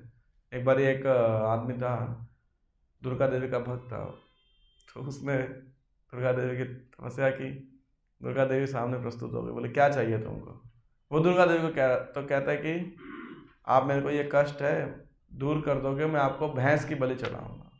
तो देवी बोली ठीक है, उसकी मनोकामना पूरी कर दी, उसे भैंस चढ़ाई नहीं। तो कई दिन बाद देवी सपने में आई, बोलिए कि तुमने बोला था भैंस चढ़ाओगे, कहाँ पे है? कह रहे भैंस बहुत महंगी है अभी। तो देवी कह रही ठीक है बकरा चढ़ा दो। थोड़े दिन हो गए बकरा भी नहीं चढ़ाया। तो देवी फिर सपने में आई, कह रही है तुमने बोला था बकरा चढ़ाओ, फिर बकरा भी कभी रेट बहुत बढ़ गया है अभी, ठीक है मुर्गा ही चढ़ा दो। थोड़े दिन वो भी नहीं चढ़ाया। तो सेम भाई फिर देवी सपने में आई, तो मुर्गा नहीं चढ़ाया तो बोले मुर्गा बड़ा महंगा होगा, अच्छा मक्खी चढ़ा दो, बोले इतनी मक्खियाँ उड़ तो रही है खुद ही पकड़ लो। तो ऐसे ऐसे चुटकुला था, चुटकुला gap I think Prabhupada somebody tells in one of the। तो लोग ऐसे क्या है भगवान के साथ भी ट्रेडिंग करते हैं। और अब आप जाइए पूरा काली का प्रसाद बना करके लोग ऐसा है ना कि भाई ये काली का प्रसाद है। और जो भैरव जी हैं काल भैरव इत्यादि, वहाँ क्या रहता है पूरा शराब, वो उनका प्रसाद है ना। शिवरात्रि के दिन लोग क्या पीते हैं, भांग पीते हैं, है ना। तो भांग क्यों पीते हो भाई, बोले शिव जी भी पीते थे। तो भाई शिव जी ने तो हलाल पॉइजन भी पिया, थोड़ा थोड़ा भांग में साइनाइड भी आप भी ले लो। फिर नकल ही उतारनी है ना, अगर नकल ही उतारनी है तो खाली नशे में क्यों उतार रहे हैं आप नकल, है ना। और वैसे तो पता नहीं शिव जी का कहाँ लिखा है कि नशा करते हैं, ऐसा कहीं लिखा नहीं है, लेकिन फिर भी तो अब ये सारी टेंडेंसीज जो है लोगों की बढ़ेंगी, इसीलिए जुगुप्सितम। पहले तो जानते थे कि ये गलत है, अब क्या बोलेंगे, देखो ये तो तुम्हारे शास्त्रों में लिखा है ना। तो ये एक रीज़न जो है। सेकंड रीज़न आप कह सकते हैं कि वो कह रहे हैं कि भाई ये इसमें बड़ा प्रॉब्लम है। और इसीलिए क्या हुआ, और ये बात सत्य निकली या नहीं निकली, सर क्या एविडेंस है? नहीं, 2000 साल पहले इसका क्या प्रमाण था कि ये हो रहा था, बढ़ गया था। इसके लिए फिर भगवान को क्या करना पड़ा? यस, निंदस यज्ञ विधेर अह श्रुति जातम सदय हृदय दर्शित पशु घातम केशव धृत बुद्ध शरीर जय जगदीश हरे, है ना। नर हरि रूप तव कर कमल, नॉट एवरी फिट। तो निंदस यज्ञ विधेर अह श्रुति जातम, बुद्ध ने क्या बोला, रिजेक्ट द वेदास। क्यों? वेदों में पशु बलि लिखी हुई है, अहिंसा परमो धर्म एंड फॉलो मी, है ना। क्यों ऐसे लोग जानवर को काट रहे अपनी सेंस ग्रेटिफिकेशन के लिए, क्यों काट रहे? वेदों में लिखा है। वेदों के शरण लेकर के अब उनके सेंस ग्रेटिफिकेशन के नाम पे वो पाप भी करने लगेंगे, तो इसीलिए जुगुप्सितम। तो बुद्ध देव को आना पड़ा। ठीक है, उन्होंने फिर एक दूसरा बौद्धवाद नास्तिकवाद फैला दिया, एक प्रकार से शून्यवाद जो है वॉइडिज्म। तो ये एक था। तो ये एक उदाहरण प्रभुपाद जी यहाँ पे बता रहे हैं, what is the problem with the वैदिक लिटरेचर। दूसरा फिर क्या है, महाभारत, है ना। अब महाभारत आप में से पढ़ा है किसी ने? किसने नहीं पढ़ा? स्टोरी फॉर्म है, बचपन में भी कभी नहीं पढ़ा था ऐसा? अच्छा, देखा बी आर चोपड़ा वाला या जो ये नए वाला स्टार प्लस वाला है? हाँ वो ये तो एकदम ड्रामेबाजी किया हुआ है इसके अंदर तो पूरा, है ना। तो more than a fashion show, you know, वो सब। तो क्या था उसके अंदर, तो था किसी ने उसका रिव्यू दिया हुआ था, मैंने उसके बारे में, किसी ने कोई कंट्रोवर्सी हुई थी उसके बारे में, then I looked about it. वो सारा ऐसा मॉडल बन के रहता है, ऐसा 6 पैक ऐप वाला ऐसा कुछ रहता है ना, सब जितना भी है ऐसा ही कुछ था ना उसके अंदर, है ना। और द्रौपदी का कैरेक्टर भी ऐसा टाइम पास बिल्कुल हीरोइन जैसा, है ना, टाइप ऐसा कुछ था। तो she didn't look like a queen, you know, but B R Chopra एक एक कैरेक्टर बहुत मतलब जीवंत था वो जो था। तो एनी हाउ, अब ये महाभारत की बात है। तो महाभारत, महान भारत, अब उसमें उस महाभारत के महानायक कौन है? श्री कृष्ण भगवान है। लेकिन ऐसे महाभारत को अगर आप पढ़ेंगे ना, स्टार्टिंग से आदि पर्व, उसके बाद में वन सभा पर्व, वन पर्व, ये सब, तो क्या है 50% महाभारत जानते हो क्या है? पॉलिटिक्स। 18 दिन का युद्ध, जो 18 दिन का युद्ध है, 10 दिन का भीष्म पर्व, फिर 5 दिन का द्रोण पर्व। पर्व मतलब बेसिकली चैप्टर। तो जैसे स्कंद है, यहाँ पे कई जगह पर्व रहता है, कई जगह अनुच्छेद होता है, तो टाइटल दिया जाता है। तो महाभारत में पर्व बांटे हुए हैं। पहला है आदि पर्व, उसके बाद वन पर्व, फिर सभा पर्व, नहीं सभा पर्व, फिर वन पर्व, और उसके बाद में फिर 1-2 को याद है, मुझे ध्यान नहीं, और वन पर्व, फिर अज्ञातवास वाला मुझे ध्यान नहीं, कुछ तो नाम है। फिर शांति पर्व, जब शांति दूत और ये सब वार्तालाप चलती है। फिर आता है भीष्म पर्व। भीष्म पर्व मतलब 10 दिन, वो जब भीष्मदेव कमांडर इन चीफ थे, प्रमुख सेनापति थे। फिर 5 दिन द्रोण पर्व, फिर 2 दिन कर्ण पर्व, फिर 1 दिन शल्य पर्व, ऐसा है ना। उसके बाद में सौप्तिक शिशु पर्व, ऐसा कुछ तो नाम, मतलब छोटे बच्चों का, जो वो सोते हुए बच्चों का जो अश्वत्थामा मारता है। तो ऐसे ऐसे स्वर्गारोहण पर्व, और भीष्मदेव शिक्षा देते हैं, वो है आई थिंक अनुशासन पर्व, ऐसे करके बहुत बड़ा लिटरेचर है ये। आई थिंक लाख एक श्लोक रहेंगे, शायद ज़्यादा भी रहेंगे, 1 लाख करीब श्लोक रहेंगे। बड़ा लिटरेचर है एकदम, बहुत बड़ा। तो इसका 50% लगभग अप्रॉक्सीमेटली आप मान लो वो 18 दिन का युद्ध है। भीष्म ने ये बाण मारा, अर्जुन ने ये बाण मारा, इधर घटोत्कच ने ये किया, कर्ण ने ये किया, द्रोणाचार्य ने ये बाण मारा, सात्यकी ने ये मारा, इसने उसको ये डायलॉग बोला, उसने उसको ये डायलॉग बोला। Literally I think 50% no actually ये ऐसा, ये आप बोलोगे क्या है, मतलब क्षत्रियों के लिए ना ऐसा मज़ेदार महाभारत है। अच्छा ऐसा युद्ध होता था, मतलब अगर ये लिटरेचर ऐसा पुलिसमैन आर्मी को पढ़ाया जाए ना तो उनको बहुत ब्लड बॉयल करेगा, अस्त्र शस्त्र सीखने के लिए, ये सब करने के लिए मज़ा आएगा उनको बहुत। युद्ध हो तो ऐसा युद्ध हो, मतलब क्या डिस्क्रिप्शन है, मतलब सॉलिड एकदम, बहुत ही रोमांच, बाल खड़े करने वाला है from mundane point of view. हाँ बोलोगे लड़ाई में क्या रुचि है, और इसके और बाकी टाइम क्या है, पूरे घर की कहानी, पॉलिटिक्स है ना, 2 भाई में झगड़ा है बस। किसके लिए झगड़ा है? राज्य के महत्वाकांक्षा के लिए, और कुछ नहीं है। और स्टोरी लाइन ऐसी बुनी गई है यू नो, मतलब होता ना, मतलब इसका महाभारत का अल्टीमेट क्लाइमैक्स क्या है, वो युद्ध है। और उस युद्ध में कितने सारे स्कोर सेटल हो रहे हैं, किस का कहाँ से कौन सा स्कोर सेटल हो रहा है। भीष्मदेव का अंबा का भीष्म से स्कोर सेटल हो रहा है शिखंडी के रूप में, द्रुपद का द्रोणाचार्य से सेटल हो रहा है धृष्टद्युम्न जब मार रहा है ना। इसके बाद में कर्ण ने कुंती को कुछ और वचन दिया होता है। ऐसा इंटरट्वाइंड जो है ये स्टोरी है, मतलब ऐसी स्क्रिप्ट लिखना बहुत, अगर व्यासदेव को एज अ स्क्रिप्ट राइटर भी आप देखेंगे तो सॉलिड स्क्रिप्ट लिखा है एकदम, है ना। तो और उसमें पूरा फैमिली सोप, इसका शादी हो रहा है और इसका ये लड़ाई हो रहा है, यहाँ ये राजनीति हो रही है, यहाँ ये डायलॉग बाजी हो रही है, तो लगेगा क्या बढ़िया, मतलब वो है, क्या बोलते हैं, फैमिली पॉलिटिक्स है, सोशियोलॉजी है। स्पिरिचुअलिटी किधर दिखती है उधर? महाभारत के अंदर स्पिरिचुअलिटी आप देखो, अब जब B.R. चोपड़ा का सीरियल देखते हो आप, तो किधर दिखती है आपको स्पिरिचुअलिटी? आप ही बताओ। महाभारत है ना, खाली जब वो श्री कृष्ण को दिखाते हैं तभी थोड़ा बहुत दिखाई पड़ता है। और वो सब लीला जो वो B.R. चोपड़ा में दिखाते हैं, वो श्री कृष्ण की लीला, वो तो उनको दिखानी होती है क्योंकि श्री कृष्ण की एंट्री करनी आनी होती है, नहीं तो लोगों को कनेक्शन समझ नहीं आता। ऐसा महाभारत में कोई वृंदावन लीला का वर्णन नहीं है किधर भी। तो फिर है ना, तो ऐसा देखा, डायरेक्ट गोली दिखाते, लेकिन उस इतने बड़े विशाल पॉलिटिक्स, एंटरटेनमेंट, सोशियोलॉजी, ये वो, उन सब के बीच में व्यासदेव जी ने किसको डाल दिया? भीष्म पर्व में, या कौन सा तो पर्व है उसमें 18 अध्याय डाल दिए। कौन से? श्रीमद् भगवत गीता के।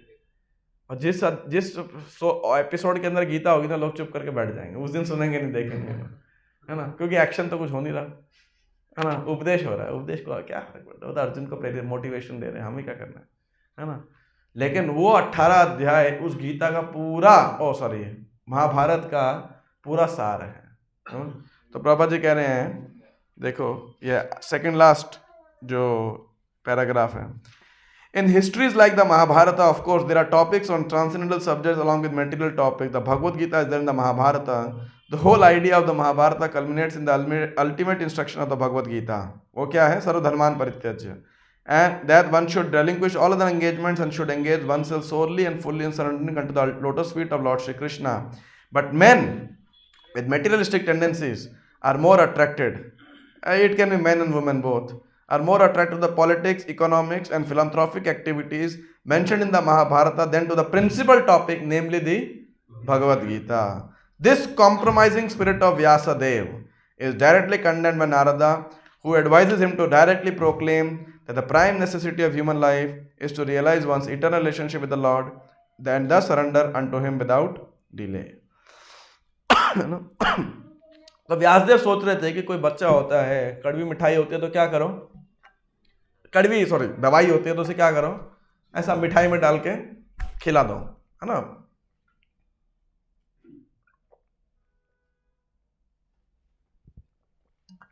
तो व्यासदेव ने ऐसे ही किया, भाई गीता थोड़ी मान लो कड़वी होगी, डायरेक्ट होगी, तो क्या करो, महाभारत में ऐसा उसको इंसर्ट कर दो। नारद जी क्या कह रहे हैं भाई,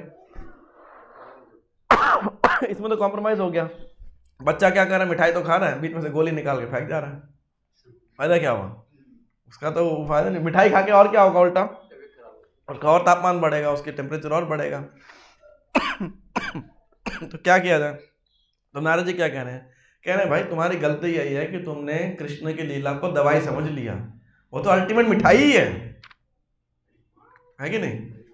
so that is what Narad is telling कि भाई डायरेक्टली श्री कृष्ण का गुणगान करो। पॉइंट ये। तो this is the second point, compromising with third point अगर आप कहें। एक वो हो गया सॉरी, एक था कि लोग जो है धर्म के नाम पे एंजॉयमेंट करेंगे, और दूसरा कि यहाँ पे वो मूल उद्देश्य से भटक जाएंगे।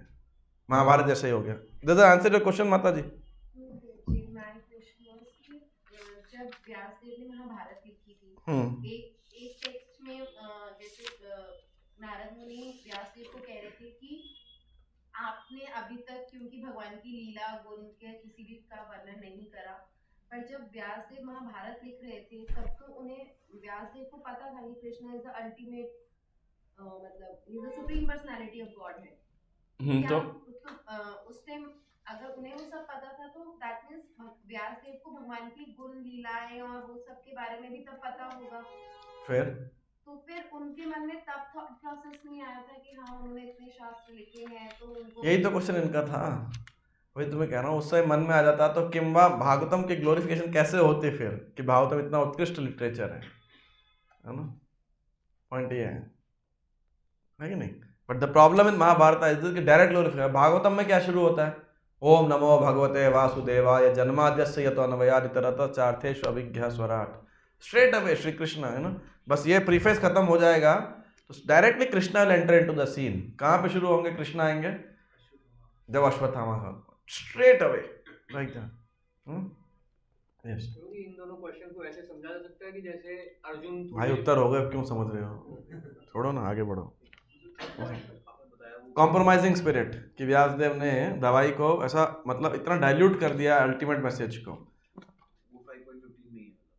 हाँ, परपोर्ट में लिखा है ना, एक बुद्ध वाला कि भैया एक तो इंद्रवृत्ति करेंगे इधर से, एक वो भटक ही जाएंगे। अगर तुमने महाभारत लिख भी दी, चलो महाभारत के ध्यान पे आदमी नहीं भी भटके, ओ सॉरी सेंसिटिफिकेशन के लिए ना ही प्रेरित हो, चाहे मान लो पाप कर्म के लिए ना प्रेरित हो, लेकिन फिर भी भटक ही जाएगा पढ़ करके। इतना छोटा गीता, इतना बड़ा महाभारत, 700 श्लोक 1 लाख के अंदर, क्या परसेंटेज हो गया? 1% भी नहीं हुआ ना, मतलब 0.7%। आप बताओ, उसमें लोग भटक ही जाएंगे, है ना? और इसीलिए आप देखो जब लोग महाभारत पढ़ते हैं ना तो श्री कृष्ण को हीरो नहीं मान पाते। उनको क्या लगता है? उनको बोलते हैं भाई ये तो जो कुरु पांडव में युद्ध मचाने वाला यही था। ऐसे अपने डिवोटी तो रिलीज करते हैं ऐसे, कुरु पांडव को युद्ध मचायो, अर्जुन को उपदेश सुनायो, है ना? लेकिन बाहर के लोग क्या बोलते हैं देखो, तो गांधारी ने भी तो यही समझा ना, भाई तुमने हमारे खानदान में लड़ाई कराई तो अब क्या होगा? तुम्हारा खानदान भी ऐसे ही लड़ करके सब आपस पारस्परिक युद्ध करके समाप्त हो जाए। तो बहुत लोग श्री कृष्ण को गाली देते हैं उस चीज को लेकर के, है ना? अब आगे आइए, चेक 16। विचक्षणोऽस्यार्हति वेदितुं विभोः अनन्तपारस्य निवृत्तितः सुखम् प्रवर्तमानस्य गुणैरनात्मनः ततो भवान् दर्शय चेष्टितं विभुः। तो ये बोलने के बाद कि हे व्यास देव, अब लोग वो होंगे तो आप क्या कीजिए, लोग मतलब तुम्हारे लिटरेचर से उनकी इंजॉइंग मेंटेलिटी कम नहीं होगी, तो आप क्या कीजिए, सुप्रीम लॉर्ड जो भगवान है वो विभु हैं, अनलिमिटेड, अनंत पारस्य निवृत्ततः सुखम।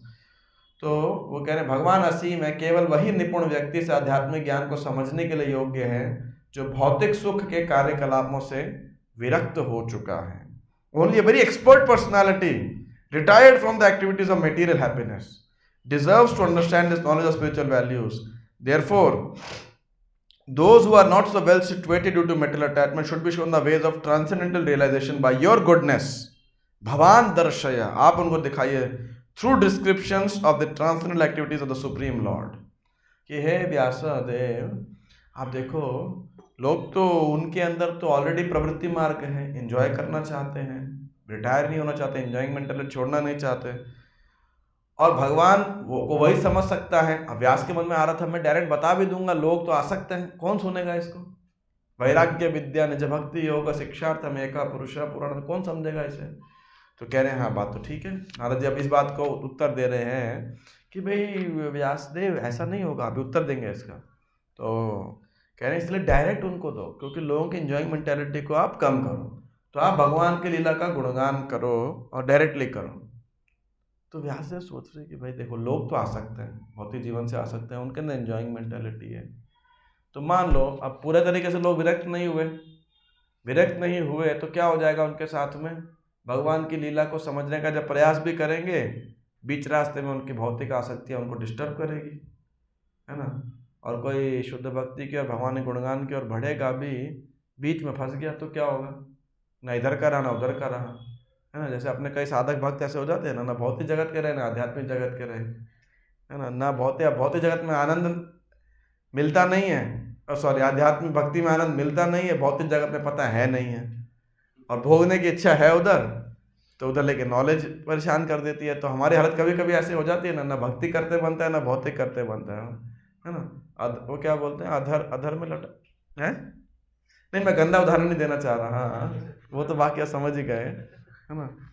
तो ऐसा कभी कभी तो वो सोच रहे कि, तो वो नारद व्यासदेव भी सोच रहे हैं, देखो कोई भक्ति में लगा, मानो कोई प्रीमेच्योरली किसी का फॉल डाउन हो गया तो उसका क्या होगा भाई?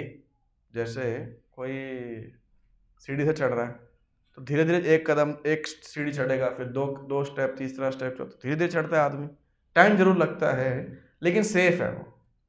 अब कोई आदमी मान लो खुला ऐसा लिफ्ट से ऊपर जाएगा मान लो, और कभी भगवान न करे वो लिफ्ट टूट गई ऊपर से, तो गिरेगा तो धड़ाम खत्म हो जाएगा एक बार के अंदर। सेफ्टी अगर देखा जाए, तभी आप एलिवेटर्स में देखिए बहुत सेफ्टी फीचर्स डालने पड़ते हैं ना, तभी वो लाइसेंस होता है, उसका इंस्पेक्शन होता है, सब जल्दी जरूर पहुंच जाएगा, लेकिन रिस्क भी है उसके अंदर ज़्यादा। आप बताइए सीढ़ी और लिफ्ट में ज़्यादा रिस्क किसमें है?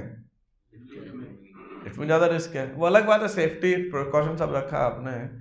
तो ऐसे ही भक्ति में ठीक बात है नारद जी, लेकिन पहली बात तो क्या है, लोगों में योग्यता नहीं है, तो भाई लोग गिरेंगे, एक्सीडेंट हो गए होंगे, क्योंकि वो आसक्त है, भौतिक आसक्ति है। Material sense gratification and spiritual Krishna consciousness renunciation go ill together.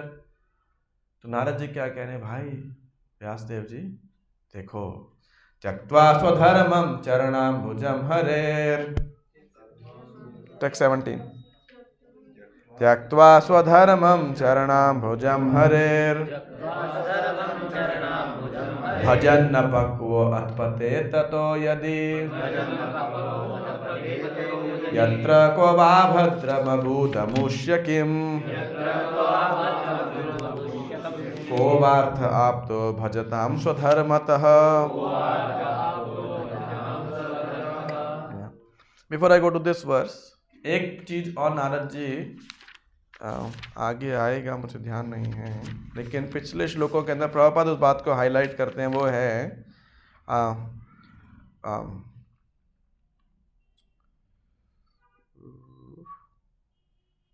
Not sure English में इसे क्या बोलते हैं, हिंदी में बोलते हैं बहु ईश्वरवाद, पैंथिज्म यही बोलते हैं ना, या another sometimes people say pantheism has some other meaning, but anyway that's what Prabhupada is there. बहु ईश्वरवाद means there are many gods. तो ये टेक्स्ट 14 के परपोर्ट पर श्रील प्रभुपाद बोलते हैं कि तुमने इतना 33 करोड़ ये देवी देवताओं की वर्शिप को मेंशन कर दिया। अब देखो व्यासदेव का दृष्टिकोण बड़ा सही था। उनका दृष्टिकोण क्या था? जितने लोग आप सोच रहे ना व्यासदेव की कुछ गलती है, उनका दृष्टिकोण क्या था कि भाई जैसे इस सभा में मान लो अपन 25 लोग हैं, तो 30 लोग मान लेते, जस्ट एक कि 3 के मल्टीपल, 10 लोग रजोगुण में, 10 लोग सत्वगुण में, 10 लोग तमोगुण में, उनमें इसकी प्रधानता है। अगर बाय डिफॉल्ट आप मानोगे एक नेचुरल सिलेक्शन तो यही होगा ना, 3 गुण है, लोग उसमें कैटेगराइजेशन है। तो अब जब ऐसा है तो सत्वगुण, तो अब व्यासदेव भी सोच रहे कि भाई ये सत्व रजो तमोगुण के लोगों का वो कैसे हो, क्या होगा, डिलीवर कैसे होंगे, वो कैसे अपलिफ्ट होंगे, ये जो है श्री व्यासदेव जी की चिंता है, ठीक है कि नहीं।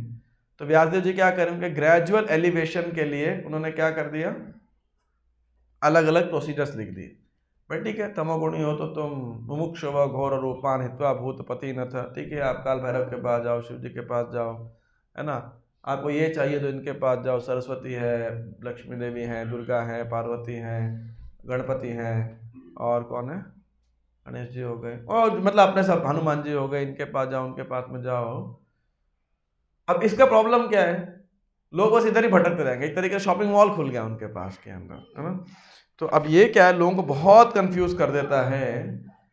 और फिर यतोमत तत्वपथ, चलो वो तो जब बोलते हैं कंट्रोवर्सी होती है, इसको कोई बोलता है तो, है ना, लेकिन बात तो सही है।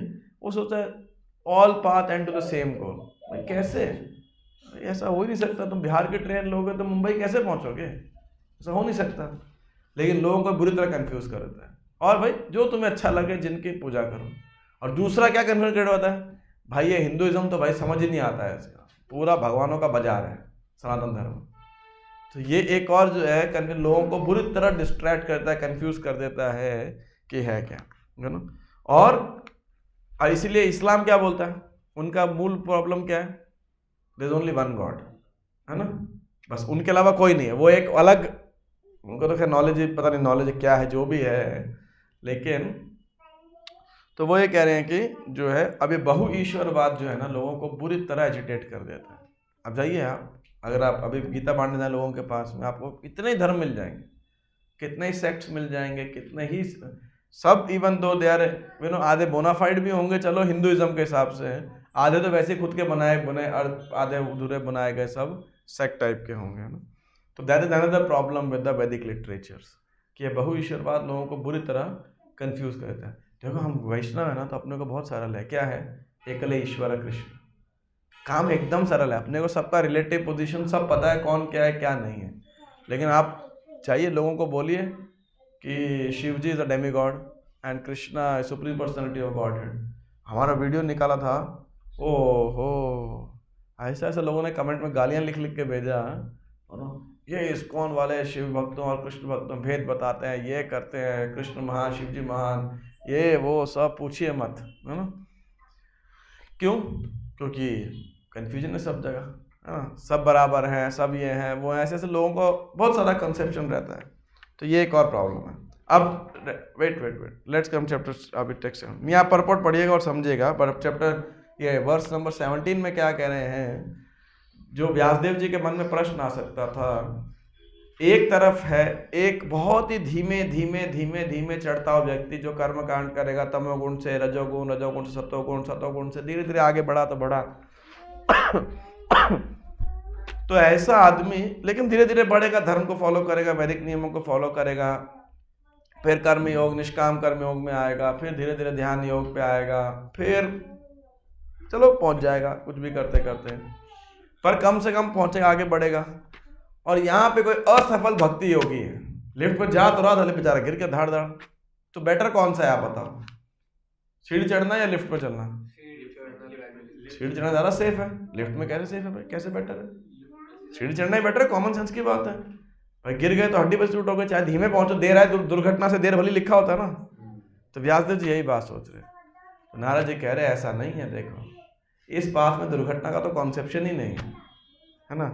त्यक्त्वा स्वधर्मम चरण अंबुजम हरे, किसी ने भगवान के चरण, अंबुज मतलब कमल, चरण कमल की शरण ग्रहण की, और त्यक्त्वा स्वधर्म, सर्वधर्म पद करके आ भी गया ना मान लो, और उसके बाद भजन अपक्वा, आधा अधूरा भजन किया, है ना, और अथ पतेत ततो यदि, फिर वो गिर गया, डेविएट हो गया मान लो, फॉलन योगी। गीता में कौन सा श्लोक है इससे रिलेटेड? एक नेहा भी करना तो, लेकिन फॉलन योगी के लिए 6 चैप्टर में आता है क्या, क्षिप्रम भवति धर्मात्मा शाश्वत शांति निगच्छति कौन्तेय प्रतिजानीहि न मे भक्त प्रणश्यति। और इससे पहले एक और आता है, शुचिनाम श्रीमताम गेहे योग भ्रष्टो भी जायते। पहला लाइन मुझे याद नहीं आ रहा, किसी को याद है तो बता दीजिएगा, है ना। छठे में तो आता ही है पूरा सीरीज, उसके बाद योगी नाम अपनी सर्वेशाम वाला वर्ष आएगा सीरीज के अंदर। और 9th चैप्टर, हाँ 9 चैप्टर है, 29-30 वर्ष रहेगा ऐसे। अपि चेत सुदूराचारो भजते माम अनन्य भाग साधुरेव समंतव्य सम्यक, उसके कॉरस्पॉन्डिंग आप इस श्लोक के सेक्शन में देख सकते हैं। तो क्या कह रहे हैं, तो कोई यदि गिर भी गया ना मान लो, तो भी कोई टेंशन नहीं है ज़्यादा, उसका कोई नुकसान नहीं है। इमेच्योर को सेंटिमेंटली ज्वाइन किया था, हरे कृष्णा अच्छा लग रहा था, घर छोड़ के मान लो कि फुल टाइम हो गया, कुछ घर बार छोड़ दिया, बाद में उसका पतन भी हो गया ना, मान लो वापस सेंट लगा, कोई नुकसान नहीं है उसका। लेकिन उस बंदे का जो कि पूरी तरह अपनी ऑक्यूपेशनल ड्यूटी में लगा हुआ है, बाकी सारे रिलीजन मतलब धर्म जो भी उसके कर्तव्य उसको फॉलो कर रहा है, वर्णाश्रम का इसका उसका, उसको क्या मिलता है? कुछ नहीं मिलता, डज नॉट गेट एनीथिंग, वो ये कह रहे हैं, you know. On the other hand non devotee though fully engage in occupational duties does not get anything. तो इसलिए व्यासदेव डरो मत, इसमें तो पतन भी बढ़िया है ना। और प्रभुपाद जी यहाँ क्या उदाहरण देंगे, आई थिंक या प्रभुपाद जी, हाँ अजामिल एक है, चित्रकेतु का एक है, हाँ ये दे रहे हैं, भरत महाराज का एक उदाहरण है, चित्रकेतु या अजामिल है, तो इसीलिए आप डरो मत। हालांकि देखो भगवान ने गीता में बोला 3 अध्याय के अंदर, न बुद्धि भेद जनेत यू नो अज्ञान, लोगों को कर्म जो अटैच है ना, उन अटैच लोगों को डिस्टर्ब मत करो। तो ऐसा लगेगा भाई नारद जी यहाँ उल्टी शिक्षा दे रहे हैं, बात तो सत्य है ना, नारद जी भक्त है ना, इसलिए वो कंपैशनेट है, बोले करो यार, जो आसक्त है ना उनको भी डिस्टर्ब करो, ऐसा वो निकालो इस कर्म की गति से उनको। और इसीलिए अब इसको सील करने के लिए, एकदम टाइट करने के लिए इस कॉन्सेप्शन को वो क्या कह रहे हैं, तस्यैव हेतोः प्रयते कोविदो न लभ्यते यद भ्रमतामुपर्यदः तद्लभ्यते दुःखवदन्यतः सुखम् कालेन सर्वत्र गभीररमहसा।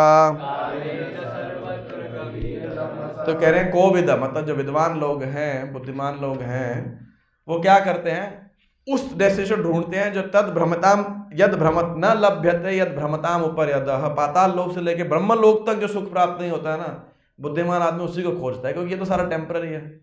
तद लभ्यते, क्योंकि हर जगह क्या है, सुख दुख प्राप्त होता है, दोनों टेम्पररी है, सुख के बाद दुख, दुख के बाद सुख, रात के बाद दिन, दिन के बाद रात, फिर रात के बाद फिर दिन, वैसे सुख दुख दुख सुख दुख सुख दुख चलता रहता है साइकिल के अंदर, परमानेंट कुछ नहीं है, आता आगम अपायनो नित्याह, है ना। तो इसीलिए कह रहे हैं, और ये बहुत ही जगह सुख तो ऐसे ही मिल जाता है, जैसे दुख मिलता है सुख भी मिल जाता है। भाई मान लो अभी आपको भूख लग रही है, तो थोड़ी देर में क्या हो जाएगा, तो दुख हो रहा है, पेट में चूहे कूद रहे, मान लो, मैं उदाहरण के लिए कह रहा हूँ, प्रसाद खा लोगे क्या हो जाएगा, शांत हो जाएगा, ज़्यादा खा लिया पेट में दर्द होगा, सुबह तक फिर ठीक हो जाएगा, है ना। तो ये साइकिल चली रहती है ऐसा करके। तो कह रहे हैं इसलिए बुद्धिमान आदमी क्या करता है, जो ब्रह्मलोक और पाताल लोक से कहीं ना मिलता ऐसा सुख, वो क्या है ना, ऋषभ देव जी कह रहे हैं अनंत ब्रह्म सौख्यम तो अनंतम। तो इसीलिए बुद्धिमान आदमी को करना चाहिए। लेकिन व्यासदेव को फिर भी प्रश्न आ सकता है, आप कह तो रहे हो कृष्ण की ऐसे शुद्ध भक्ति करनी चाहिए और कुछ नहीं करना चाहिए, सारे धर्मों का परित्याग करके, लेकिन फिर भी यू नो ये कृष्ण भक्त कभी इंद्र तृप्ति में आसक्त हो गया, फिर उसका क्या हाल होगा। अर्जुन का ही प्रश्न था ना कि भाई कोई सफल नहीं हुआ भ्रष्ट योगी का क्या होगा। तो कृष्ण आश्चर्य करते हैं, नेहा विक्रमनाशोस्ति हो गया, और वहाँ पे कि नहीं वो किसी अमीर खानदान में या फिर ब्राह्मण शुचि नाम श्रीमताम के है, योग भ्रष्ट है वो। तो ये प्रश्न उनका फिर से कंसर्न है कि भाई मैं बता तो दूंगा, लेकिन लोगों का उसमें पता सफल नहीं है तो क्या गारंटी, लोगों का अट्रैक्टिव नहीं लगा, भक्ति में लग भी गया। अब बड़ा सुंदर उदाहरण है और बड़ा सुंदर वर्ड भी है, न वै जनो जातु कथंचन व्रजेन मुकुंद सेव्यन्यवदंग संसृतिम स्मरन् मुकुन्दाङ्घ्र्युपगूहनं पुनः विहातुमिच्छेन नरसग्रहो जनाः। Very beautiful verse. वो कह रहे हैं, my dear Vyasa, even though a devotee of Lord Krishna sometimes falls down somehow or other, he certainly does not undergo material existence like others. Because a person who has once released the taste of the lotus of the Lord can do nothing but remember that ecstasy again and again. तो अगर आपकी इच्छा भी है ना कृष्ण भक्त divert करने की, तो भी कुछ नहीं होगा, है ना। ये जो प्रश्न अभी व्यासदेव ने पूछा है कि अगर एक डिवोटी सेल्फ ग्रेटिफिकेशन में एंगेज हो जाता है तो क्या होगा, तो ये उसका आंसर है। ये उत्तर है कि व्यासदेव जी है कि कोई गिर जाए, मान लीजिए, ना केवल समझ जाए, किसी भी कारण से भक्ति से पथभ्रष्ट हो जाए, किसी भी कारण से मान लो, तो उसका क्या हाल होगा, है ना। कि देखो जैसे इंद्र की पूजा कर रहे थे लोग, ब्रजवासी कर रहे थे, जब पूजा बंद कर दी तो क्या हो गया, इंद्र नाराज हो गया, मारने को दौड़ गया। तो मान लो कोई ऐसा हो श्री कृष्ण की भक्ति करते भाग्य श्री कृष्ण नाराज हो गए, फिर क्या, उसका सत्यानाश बेड़ा गर्क हो जाएगा, मान लो। एक ये भी फैक्टर हो सकता है। दूसरा है पथभ्रष्ट हो गया तो क्या होगा उसके साथ, उसकी क्या उसकी गति होने वाली है ऐसे व्यक्ति की। जो सफल हो गए वो तो पहुंच गए श्री कृष्ण के पास, चलो मान लिया, लेकिन जो असफल है उनका क्या। हर मार्ग में कैलकुलेट करना चाहिए ना रिस्क। आप बिजनेस में पैसा इन्वेस्ट करते हो तो आप अपना रिस्क फैक्टर हमेशा कैलकुलेट करके चलता है। आप आगे आदमी रिस्क इंश्योरेंस करके चलेगा, ये करेगा वो करेगा, तो भाई इस भक्ति में जा रहे तो क्या रिस्क है। हालांकि हम लोग सुनते आए हैं कि इस पाथ में आंख बंद करके भी क्या बोलते ना, कुछ रूप गोस्वामी कहते हैं, even if you go with closed eyes there is no loss, something like that, there is no risk, ना। लेकिन फिर भी व्यासदेव के मन में ऐसा था, तो नारद जी एक बात बता रहे हैं कि देखो वो रसग्रह है, तो वैसे स्वाभाविक भौतिक जगत में उसकी अरुचि हो जाती है। जैसे आप सबका अपना अपने जीवन में देख सकते हैं, माला करना शुरू किया, मंदिर आना शुरू किया तो प्यार लहसुन छोड़ दिया, अगर खाते थे, है ना, कुछ और ऐप था तो छोड़ दिया उसे। अब मिस करते हो आप, और कितना एंडेवर करना पड़ा प्यार लहसुन छोड़ने के लिए, उससे उसके प्रति वैराग्य उत्पन्न करने के लिए। कोई खास नहीं ना, खुद ही माला करना, कितना आपको भक्त पीछे पड़े थे, प्याज छोड़ो लहसुन, ऐसा नहीं पीछे पड़े होंगे, माला के लिए फिर भी पीछे पड़े होंगे, स्वाभाविक। आप देखो उसके बाद में आपका ड्रेस कोड चेंज हो गया, हेयर स्टाइल चेंज हो गया, फिर लाइफ स्टाइल चेंज हो गया, है ना। आप देखिए कितना सारा चीज था जिससे हम पहले इंटरेस्टेड थे, आज क्या हो गया, स्वाभाविक वैराग्य, अनइंटरेस्टेड हो गए उसके अंदर, तो डिवोटी थे। फिर इतना त्यागने के बाद मान लो फिर आपके अंदर कुछ पुराने संस्कार जाग गए, है ना, आपका पतन हो गया, तो अभी क्या है, तो कह रहे कि नहीं देखो, कभी कभी पिताजी का लड़का होता है बिगड़ जाता है, मान लो, है ना, तो क्या होता है, तो पिताजी उसको एक टीचर के अंडर डाल देते हैं। तो टीचर क्या करता है, मान लो कोई, जैसे चलो इस उदाहरण को समझने के लिए, कोई नशेड़ी है और एकदम ड्रग्स लेने लग गया वो पूरा, तो उसको बाद में क्या किया जाता है, रिहैब सेंटर में डाला जाता है, राइट। क्यों डाला जाता है, क्योंकि इधर छोड़ेगा नहीं, इधर वो उधर प्रक्रिया, अब छोड़ता तो उसे बहुत टेंशन आता है, प्रॉब्लम आता है, ड्रग छोड़ने के अंदर ऐसा आसान नहीं रहता कि छोड़ दो, है ना, तो उसको बड़ी सफरिंग होती है। लेकिन किसी बाप का लड़का है और वो ड्रग्स में फंस गया, जब बाप भेजता है तो बाप बाद में ध्यान भी रखता है उसका, और एक अनाथ नशेड़ी था, ठीक है ना, तो दोनों में से किसके लिए सफरिंग कम है, दोनों की सफरिंग सेम है या अलग अलग है, अलग है। कैसे अलग है, क्योंकि यहाँ पिता माता देखने वाले हैं, उसका ध्यान रखने वाले हैं, उसको उधर कोई पूछने वाला नहीं है, यहाँ उसको एनकरेज करने वाले भी हैं, कुछ गड़बड़ भी होती है संभालने वाले भी हैं। तो उसी प्रकार से यदि कोई भक्त भक्ति के मार्ग में ज़्यादा पंगे लेने लगता है ना, माया से ज़्यादा चौड़ा होने लगता है कृष्ण से, तो कृष्ण बोले ठीक है माया देवी के पास जाओ। और माया देवी के पास क्या है, त्रिशूल है। तो नॉर्मली लोगों को आदि दैविक, आदि भौतिक, आध्यात्मिक कष्ट देती है, लेकिन ये त्रिशूल से माया देवी ऐसे भक्तों के लिए क्या करती है, कष्टों के साथ साथ ना उसको मार मार के श्री कृष्ण के पास भगाती रहती है। त्रिशूल आपके सामने कोई लेके आएगा तो आप क्या करोगे, भागोगे ना, या बोलोगे आओ घोंप दो मेरे अंदर। तो माया देवी अगर कष्ट भी देती है, उसको पनिश भी करती है, सफरिंग भी आती है, तो इसीलिए है श्री कृष्ण के पास भेजने के लिए। और होता क्या है, जब सफरिंग आती है याद करता है पहले कितना अच्छा था, माला करता था, भक्तों के साथ था, मैं क्यों भटक गया, है ना, कौन था जिसने मैं एडवाइस दी, ऐसी गलती दोबारा नहीं करूँगा, है ना। बड़े रियलाइजेशन के साथ वापस आता है व्यक्ति। हमारा एक भक्त है, तो उसका भाई भक्त बना, तो फिर भाई बड़ा था, इसकी देखा देखी छोटे वाला ही बन गया, बेस में आ गया, रहने लगा, अच्छी पढ़ाई करा था। लेकिन उसका एक स्कूल डेज का एक बैड हैबिट था, तो वो कॉलेज में जब गया तो थोड़ा फ्रीडम मिल गया, अभी फ्रीडम मिल गया तो उसकी यारी दोस्ती वैसे हुई, तो फिर वो शराब पीने लगा वहाँ पे। घर में नहीं बताया, लेकिन मुझे पता लग गया था, मुझे उसने बताया ऐसा करके। फिर डिवोटी एसोसिएशन डाइवर्ट हो गया, तो हो गया, तो ठीक है। फिर बाद में वो गांजा वाजा पीने लगा ऐसा करके, तो और कुछ समय कट गया। फिर उसका जॉब लग गया, बहुत अच्छा पैसा कमाता था, अच्छा मतलब सॉलिड सैलरी, सॉलिड खर्चा करता था, मतलब वीकेंड में एकदम मतलब प्रॉपर जैसे सॉफ्टवेयर के लोग करते हैं ना, एकदम शराब वराब पीना, पब वब जाना, ये वो करना, बिंदास एकदम। फिर उसके जीवन में क्या परिवर्तन आया कुछ तो भी। तो जहाँ वो जॉब कर रहा था, क्या है, मैं जगह का नाम नहीं बता रहा, तो आपको एकदम पता लग जाएगा कौन आदमी है वो, कईयों को अब में से कई लोग जानते हैं। तो उसको जॉब कर रहा था, तो वो किधर से तो रियलाइजेशन आया, और फिर डिवोटीज के साथ वो जुड़ गया, उधर के लोकल डिवोटी से, इधर अपने यहाँ से नहीं, जुड़ गया। तो फिर माला करना दोबारा चालू कर दिया, ड्रग्स छोड़ दिया, फिर नशा सब छोड़ दिया, खुद अकेले कुकिंग करने भी लगा, खाने लगा। हाँ, वो एकदम वैराग्य जाग गया उसके अंदर। और फॉर्चुनेटली कोविड के बाद, और somehow second time in my life I went to that city. मेरे को ट्रांजिट था, मतलब I had to go elsewhere, तो बीच में तो मैंने सोचा उधर और भी डिवोटी थे, उनसे मिल लेंगे। तो मॉर्निंग में मैं पहुंचा एंड नाइट को उधर से ट्रेन लेके दूसरी जगह चले गया। कोई और ट्रांजिट लेता उससे बेस्ट ये रूट मिल रहा था मुझे। तो मैं उधर गया, वो टेम्पल में क्लास दिया, सब 5 से जोड़ी मिलने के लिए, यही मिलने के लिए आया। फिर इससे बातचीत हुआ, तो कोविड का टाइम था, अपने पास भी टाइम, उसके पास भी टाइम, है ना। ऑनलाइन रोज कनेक्ट होते थे, बातें तो फ़ोन पे बात होती रहती थी, शेयर करने लगा, बात लगा, बकायदा 16 माला करने लगा, सब छोड़ दिया, ड्रग व्रग ये वो सब वगैरह। फिर सेवा भी करने लगा, है ना। तो फिर एक बार मेरे साथ ट्रैवलिंग में उसको लेके गया अपने साथ में, किधर तो गए थे, जोधपुर या 2 जगह मेरे साथ ट्रैवल के लिए गया। तो मैं ऐसी बात कर रहा था, तो उसने बात कह रहे प्रभु जी ये सब आप मुझे क्या उदाहरण बता रहे हो, मैं सब कुछ करके निकला हूँ वहाँ से, है ना। जो आप कह रहे हो ना, शराब, बोले सारे चरसी गंजेड़ी तो मेरे दोस्त हैं, है ना, नहीं। तो प्रभु जी मुझे बता, उसमें कोई टेस्ट नहीं, कोई रस नहीं, तो वो सब न रसग्रहो जना है। तो मैं ये कह रहा हूँ कि वक्त वापस आएगा ही आएगा।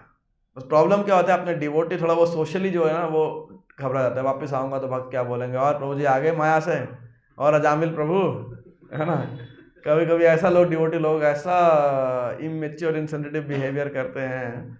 So sometimes devotees even wanting to come to Krishna would not come in the association of the devotees. It's a pity, unfortunately. But anyhow, लेकिन कृष्ण नहीं भूलते हैं, और न रसग्रह हो जाना। मैं 2 श्लोक और लेके मैं फिर आपको एक बड़ा अच्छा सूत्र दे के छोड़ दूंगा। इदम हि विश्वम भगवान वेतरो यतो जगत स्थान निरोध संभवः तद्धि स्वयं वेद भवान स्थापिते प्रादेश मात्रम भवतः प्रदर्शितम। एक चीज मैं भूल गया, प्रभुपाद ने तात्पर्य में लिखी है पिछले वाले श्लोक के अंदर, कि कई बार ना नियोफाइट डिवोटी होते हैं, वो सोचते हैं भक्ति के बदले थोड़ा पोस्ट, पोजीशन, कंट्रोल, पावर ये मिल जाए, ऐसा कुछ उनका इच्छा रहता है, वो उनको इंस्पायर करता है। तो बता रहे ऐसे भक्त, मूर्ख भक्त होते हैं जो प्रभुपाद लिख रहे हैं, such foolish devotees are sometimes put into difficulty by the Lord himself. तो होता क्या है, ऐसे मूर्ख भक्तों के रिश्तेदार उसका, जिनके लिए वो कुछ करना चाहता था, वही उसका बहिष्कार कर देते हैं, कुछ अपमान कर देते, तो बेचारा भक्त जो है वो सेट राइट हो जाता है। और यही श्लोक भगवान फिर यहाँ कोट करेंगे, प्रभुपाद जी शुचि नाम श्रीमताम गए हैं। अब अगले श्लोक तो बहुत सरल है, प्रभुपाद वो व्यासदेव जी को कह रहे हैं नारद जी कि भाई देखिए, इदम ही विश्वम भगवान इवेतरो, कि भगवान ही ये सृष्टि है और भगवान इस सृष्टि के परे हैं, उन्हीं से ये सृष्टि बनी है, उन्हीं में सृष्टि रेस्ट करती है और उन्हीं में संहार का प्रवेश कर जाती है। आप सब कुछ जानते हो, तो इसको विस्तार करो, यानी भगवान की सृष्टि लीला, भगवान किस प्रकार से सृष्टि में कार्य करते हैं वो आप एक्सप्लेन करो। टेक्स्ट 21, तो अमात्मनात्मा नम वही अमोघ दृक्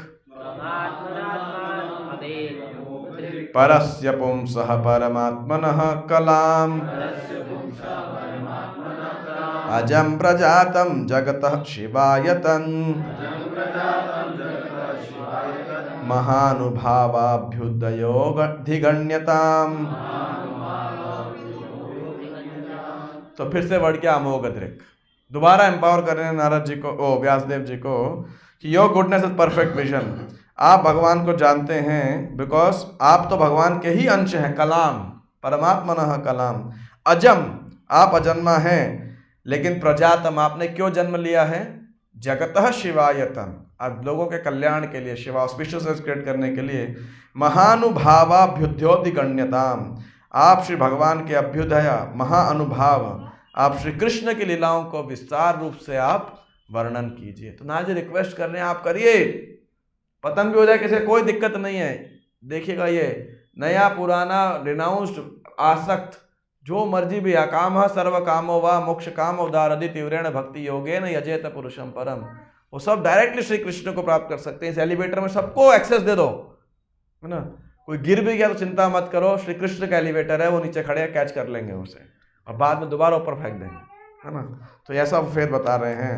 और फाइनली वो अपने शिक्षा को कंक्लूड करते हुए कह रहे हैं, इदं हि पुंसस्तपसः श्रुतस्य वा स्विष्टस्य सूक्तस्य च बुद्धिदत्तयोः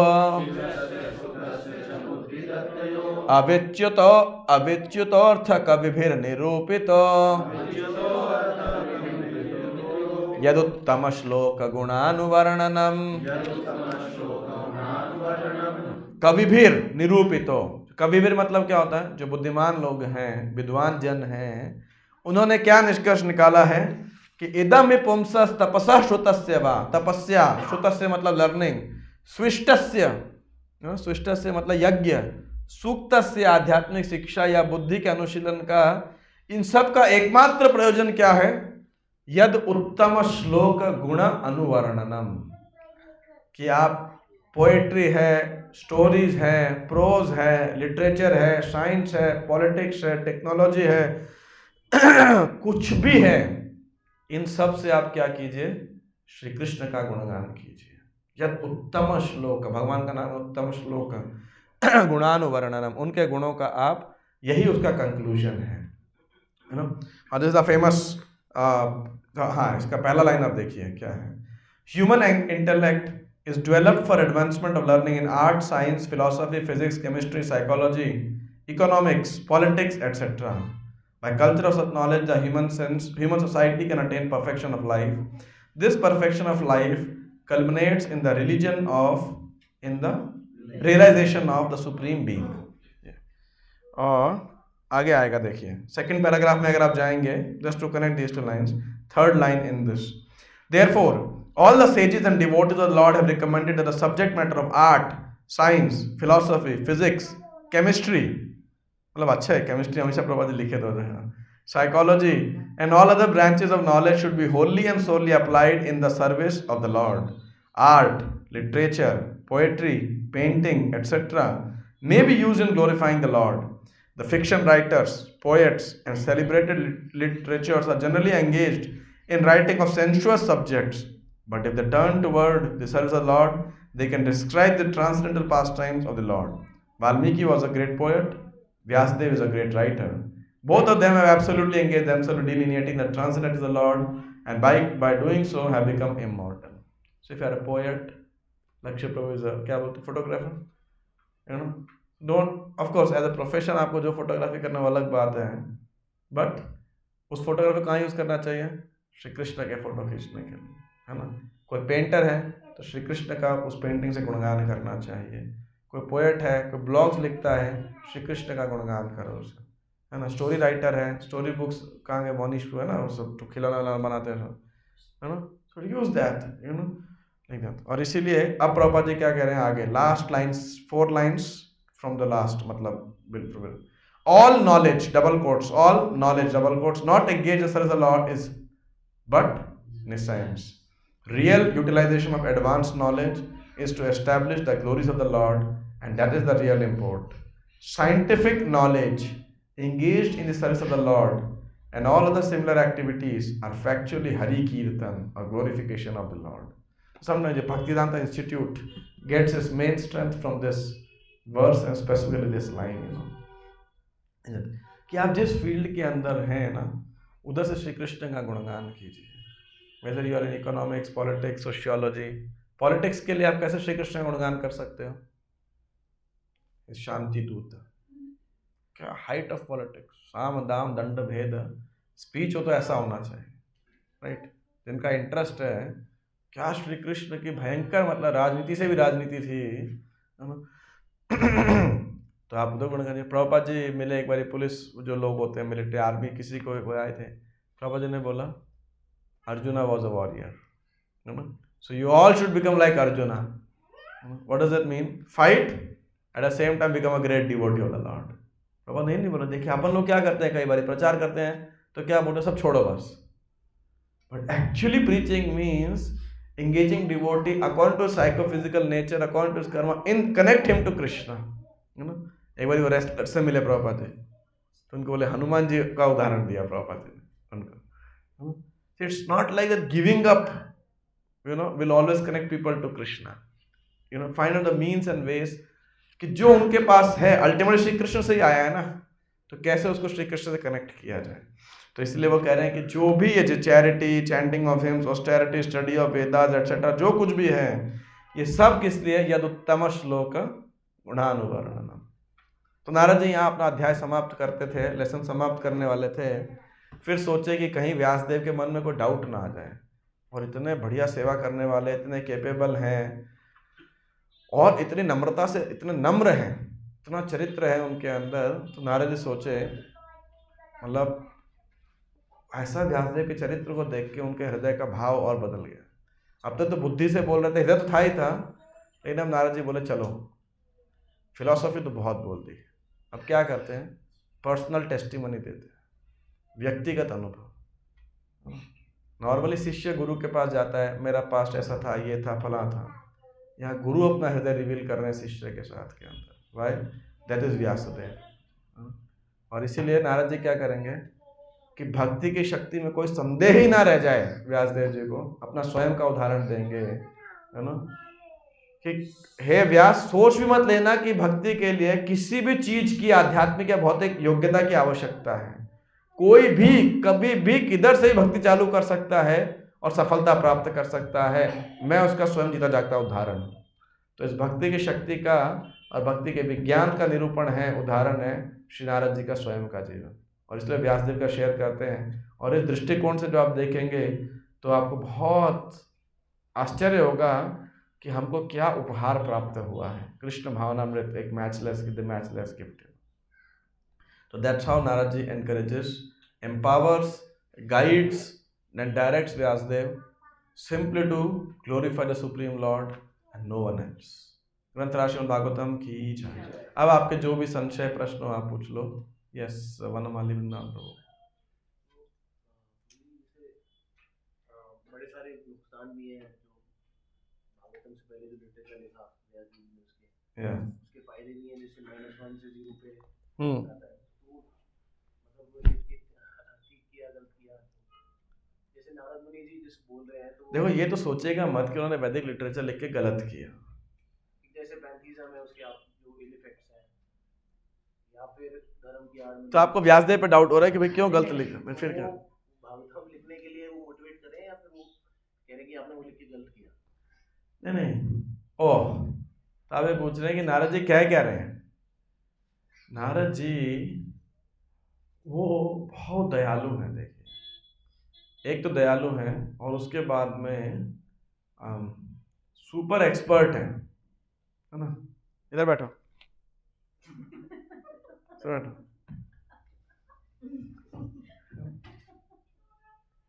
तो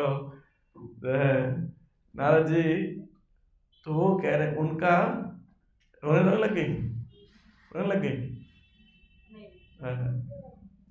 तो नारद जी क्या कह रहे हैं कि देखो, इस इतना लंबा रास्ता लेने की बजाय लोग एक एक सीढ़ी करके चढ़ेंगे, धीरे धीरे मरते मरते डायरेक्ट उनका उद्धार करो, श्री भगवत प्रेम बांटो। तो इसीलिए कह रहे हैं भगवत प्रेम में जो सहायक नहीं है ना, वो सब बेकार है, वो सब कचरा है। ये उनका मूल उद्देश्य है। तो इस दृष्टिकोण से वो बता रहे हैं, आप देखो ये कलयुग के लोगों को ही ये सौभाग्य प्राप्त है। पहले जमाने के लोगों को तो डायरेक्ट पता ही नहीं था ऐसा भी कुछ है क्या। ऐसा वो तो इसी में लगे रहते थे, वर्णाश्रम धर्म को फॉलो करना, ये करना, वो करना। So therefore what Vyasadev did was perfect in his consciousness, like that, है ना। बट ये सारे लिटरेचर्स, इस सारे डिस्क्रिप्शन से आपको क्या पता लगता है, अपने काम का नहीं है। क्यों नहीं है? क्योंकि आपके तो हाईएस्ट गोल है ना। जब आपके पास भाई एक्सप्रेसवे है, हाईवे है, तो आपके सिटी के बीच में से कौन जाता है आप बताओ।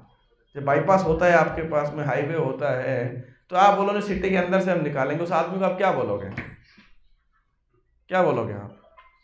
भाई अजीब मूर्ख आदमी हो, है ना, तेल खराब कर रहे हैं, अपनी एनर्जी खराब कर रहे हैं, टाइम वेस्ट कर रहे हैं, तो बस वही बात है। तो आप क्या बोलोगे, ये रास्ता बेकार है, यही बोलोगे ना। रास्ता बेकार है क्या, एक बात बताओ, रास्ता तो बेकार नहीं है ना। वो रास्ता किधर किधर लेके जा रहा है, समय ज़्यादा लंबा लेता है, आपके गंतव्य में जो जाना चाहिए वहां पहुंचाने में देरी करता है, और बीच बीच में भटक जाओगे। बाईपास पे क्या है, हाईवे पे चलते जा रहे हैं, सिटी के बीच में से जाओगे, होटल दिख गया, चलो खा लेते हैं, फिर दिखेगा कोई रेस्ट रूम है, रेस्ट कर लेते हैं भाई साहब, फिर अच्छी गाड़ी दिखी, यार काश ये गाड़ी होती है अपने पास में, फिर मन किया ये तो ये शहर तो बड़ा अच्छा, इधर ही बस जाते हैं चलो, है ना। रुक रुक के इतने सारे डिस्ट्रैक्शंस हैं उसके अंदर, तो कह रहे भाई भक्ति में चलो। और हाईवे पे कुछ एक्सीडेंट भी हो गया ना, तो चिंता मत करो, point is the point. So don't find fault with Vyasadeva, but the point is, when you take a comparative study of Srimad Bhagavatam in relation to other literatures, Srimad Bhagavatam जो ये आश्रय तत्व है ना, धर्मः प्रोजित कैतवत अत्र, वो सब कैतव धर्मों को रिजेक्ट करके टॉप मोस्ट हाईएस्ट गुण केवल और केवल उसी का गुणगान कर रही है। बाकी सब आपको भौतिक जगत में रहो, एडजस्ट करते रहो, वो सिखा रहे हैं, सिटी में गोल गोल गोल चक्कर लगाते रहो, बस ये। आप कुछ बीच में क्वेश्चन पूछ रहे थे। मेरा एक क्वेश्चन था, मैं आई एम नॉट श्योर कि मैं सही से फ्रेम कर पाऊंगा नहीं कर पाऊंगा, ट्राई करता हूं। एक काम करो, आप सोच लो कर रहे हैं, so that will help, otherwise I will get confused, you know. जैसे डेमीगॉड्स का बोला कि डेमीगॉड्स को वर्शिप नहीं करना, डायरेक्ट भगवान की भक्ति करनी है, जो कंपैरिजन था जो दूसरे शास्त्र लिखे हैं फ्लावरी वर्ड्स कि हमें अलग से उनको नहीं करना, कृष्ण की वर्शिप करनी है। जब भागवतम आ रही है, भागवतम बोलो, तो भागवतम के अंदर भी कृष्ण के सारे इंकारनेशंस है, उनकी डिस्क्रिप्शन है, बट उसमें भी जैसे हम कहते हैं कि Krishna is supreme personality of God, हमें वर्शिप कृष्ण ही करते हैं। हम यहाँ पर भी हम we particularly do not worship Vaman, Vara or any other avatar. We respect them, but ऐसा कुछ बुद्ध को उनको ऐसे worship नहीं करते। तो if ultimate is Krishna, तो इन सब के ये सब भी के इस रास्ते से भी जाने की जरूरत नहीं है, डायरेक्ट कृष्णा पे आ सकते हैं। Bhakti Rasamrita Sindhu clearly says Krishna means all his incarnations, all his devotees, all his paraphernalia. We have Nrsimhadev, we glorify Lord Ramachandra, we worship him, you know, Kurmadev, Varahadev, Vamandev, like that. So, you know, it's not a passage basically, like that. बस उत रसों के आस्वादन में वही पिता है, अलग अलग वेशभूषा है, तो अलग अलग पर्पस के लिए वो इंकारनेशन है, but Krishna is not different. The mature understanding is उनमें कोई भेद नहीं है ऐसे करके।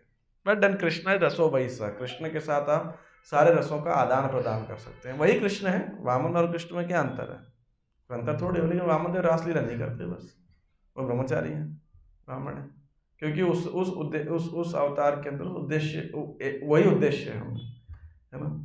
इंद्र से वो लेके आना, क्या नाम है, अदिति के क्या था, कुंडल था नहीं, जो भी था, मतलब जो उनको लेके आना था, नहीं इंद्र का राज्य था ना, स्वर्ग राज्य था, अदिति का कुंडल नहीं था शायद, जो भी, अगर वो भी था तो मान लेते हैं, वो लेके आना वो उद्देश्य था, तो वामन देव बन करके वो लेकर के आ गए।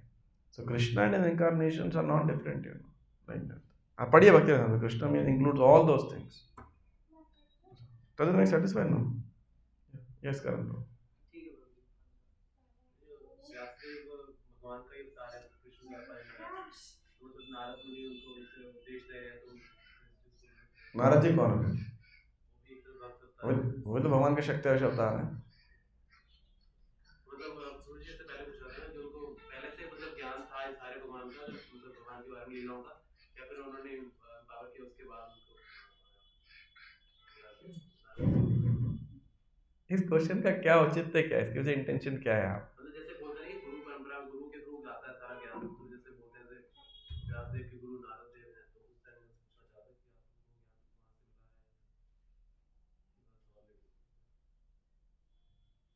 कि मैं इसका कैसे उत्तर दूं? फिलोसॉफिकल दूं या इजोटेरिक उत्तर दूं, रसिक उत्तर दूं या क्या उत्तर दूं? See, my understanding in this regard is कि Vyasdev had all the knowledge. He is incarnation of Lord, उनको सब नॉलेज है, लेकिन नारद जी से मिलने के बाद में भक्ति की एक्सक्लूसिव शक्ति, भक्ति की एक्सक्लूसिव महानता का जो साइड है वो उद्दीपन हो जाता है, उनको स्टिमुलेट हो जाता एक्चुअली एज व्यासदेव ना sometime you get very frustrated. इतना कोई थिंकर होता है, बड़ा दाढ़ी रहता है उसका, है ना, सोचता रहेगा, विचार करेगा, क्या सब लिटरेचर लिख रहा हूँ। तो Vyasadev becomes very frustrated in his consciousness, अपनी चेतना के अंदर उनको लगता है कि नहीं नहीं क्या है, तो बोले मैं भी भक्ति को कैसे रिलीज करूँ। किस रूप में आते हैं वो? वृंदावन दास ठाकुर के रूप के अंदर। और क्या रिलीज करते हैं? महाप्रभु के संकीर्तन लीला को रिलीज करते हैं, नारायणी के पुत्र का।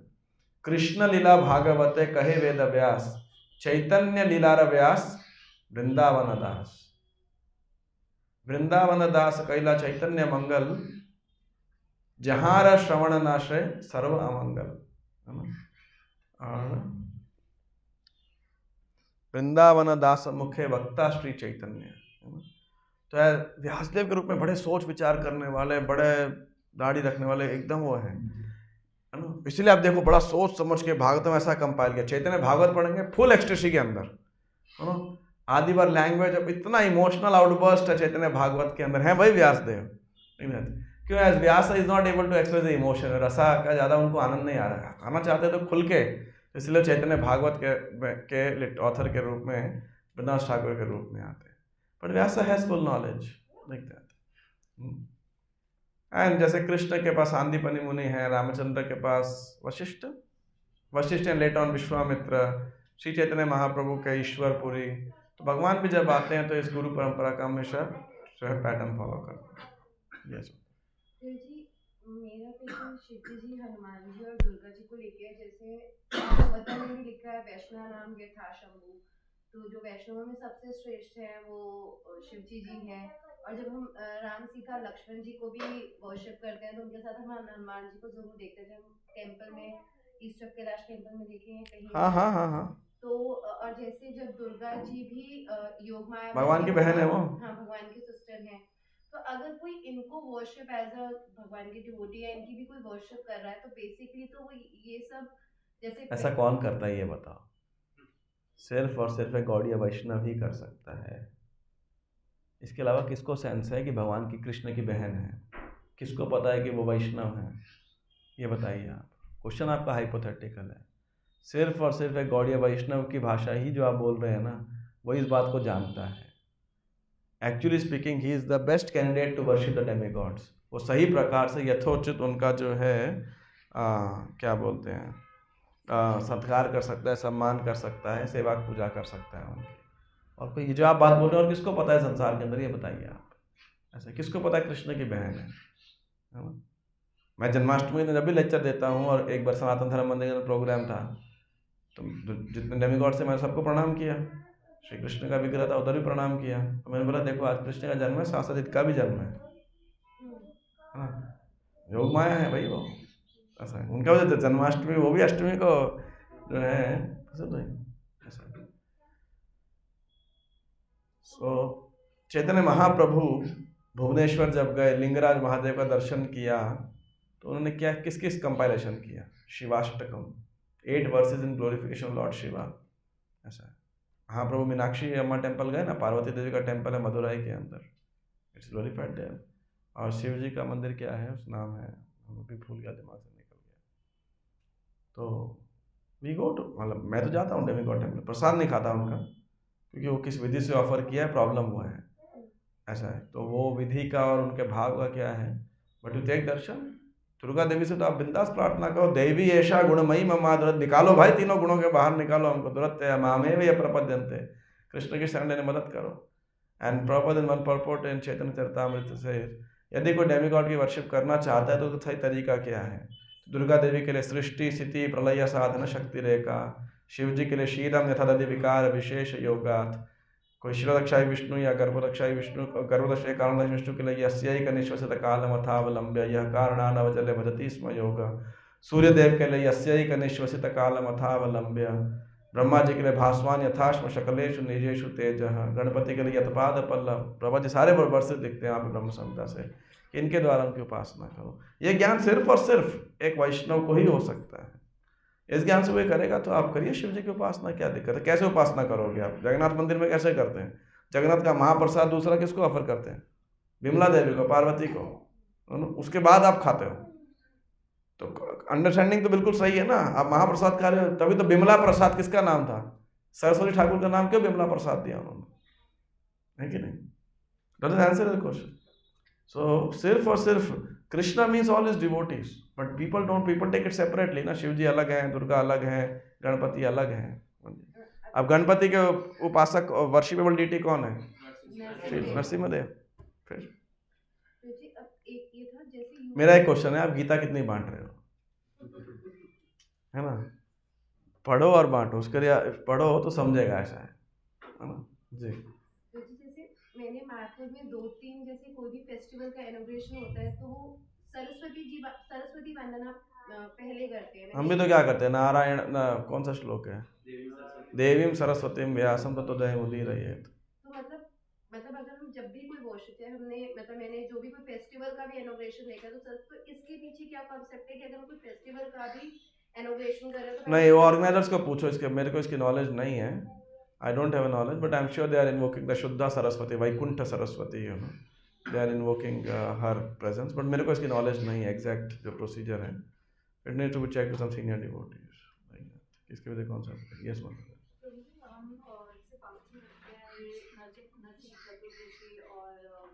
श्रावण द्वादशी, वरा द्वादशी,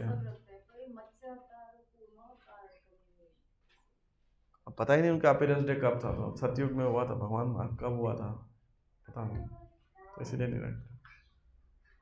ये अपने का 4 पॉइंट्स निकलेंगे जिसमें क्यों क्रिटिसाइज किया, और 2 आपने बताए। 2 का बताया ज़्यादा था। एक पैंथीज्म हो गया, बहु ईश्वरवाद। एक उनकी इंस्ट्रक्शंस के बेसिस पे एंजॉयमेंट वाला। हाँ, एक एंजॉयमेंट, जुगुप्सितम, है ना, वो एंजॉयमेंट हो गया, एक एंजॉयमेंट हो गया, अमेजिंग स्पिरिट हो गई, वो महाभारत के अंदर हो गया। मैं दवाई जरा सी, मिठाई इतनी बड़ी। हाँ, पैंथिज्म हो गया, 3 बहु ईश्वरवाद हो गया। एक डायरेक्टली पहला ही था, पहला पॉइंट तो वही था ना कि डिवोर्स का। 5वां अभी मैं भी थोड़ा भूल गया, अगले भेज दूंगा आपको क्या है। 4 पॉइंट तो हो गए ना। I told 5, 1 more point, impersonal Brahman के बारे में है। वो समाव किसी पर्पल में छूट गया मेरे से, मेरी बुक होती तो हाईलाइटेड होता है उसके अंदर। इट्स अबाउट इम्पर्सनल ब्रह्मन है। डेमिगॉड्स हो जाएगा उसके अंदर, महाभारत हो जाएगा, एंजॉयमेंट और मीट ईटिंग, वो सब कुछ पॉइंट आ जाएंगे, समथिंग टू इम्पर्सनल ब्रह्मन। ठीक है। हरे कृष्ण श्रील प्रभुपाद की जय, ग्रंथराज श्रीमद् भागवतम की जय, गौर प्रेमानंद हरि हरि बोल। सो I have 3 no, I have 4 announcements. Wait, 20th on this Wednesday we are having association of His Holiness Sachinandan Swami Maharaj। आपका सबका जो वीडियो आया होगा वो प्रेमानंद बाबा से मिल रहे हैं, बाबा से मिल रहे हैं। अभी मेरे से मत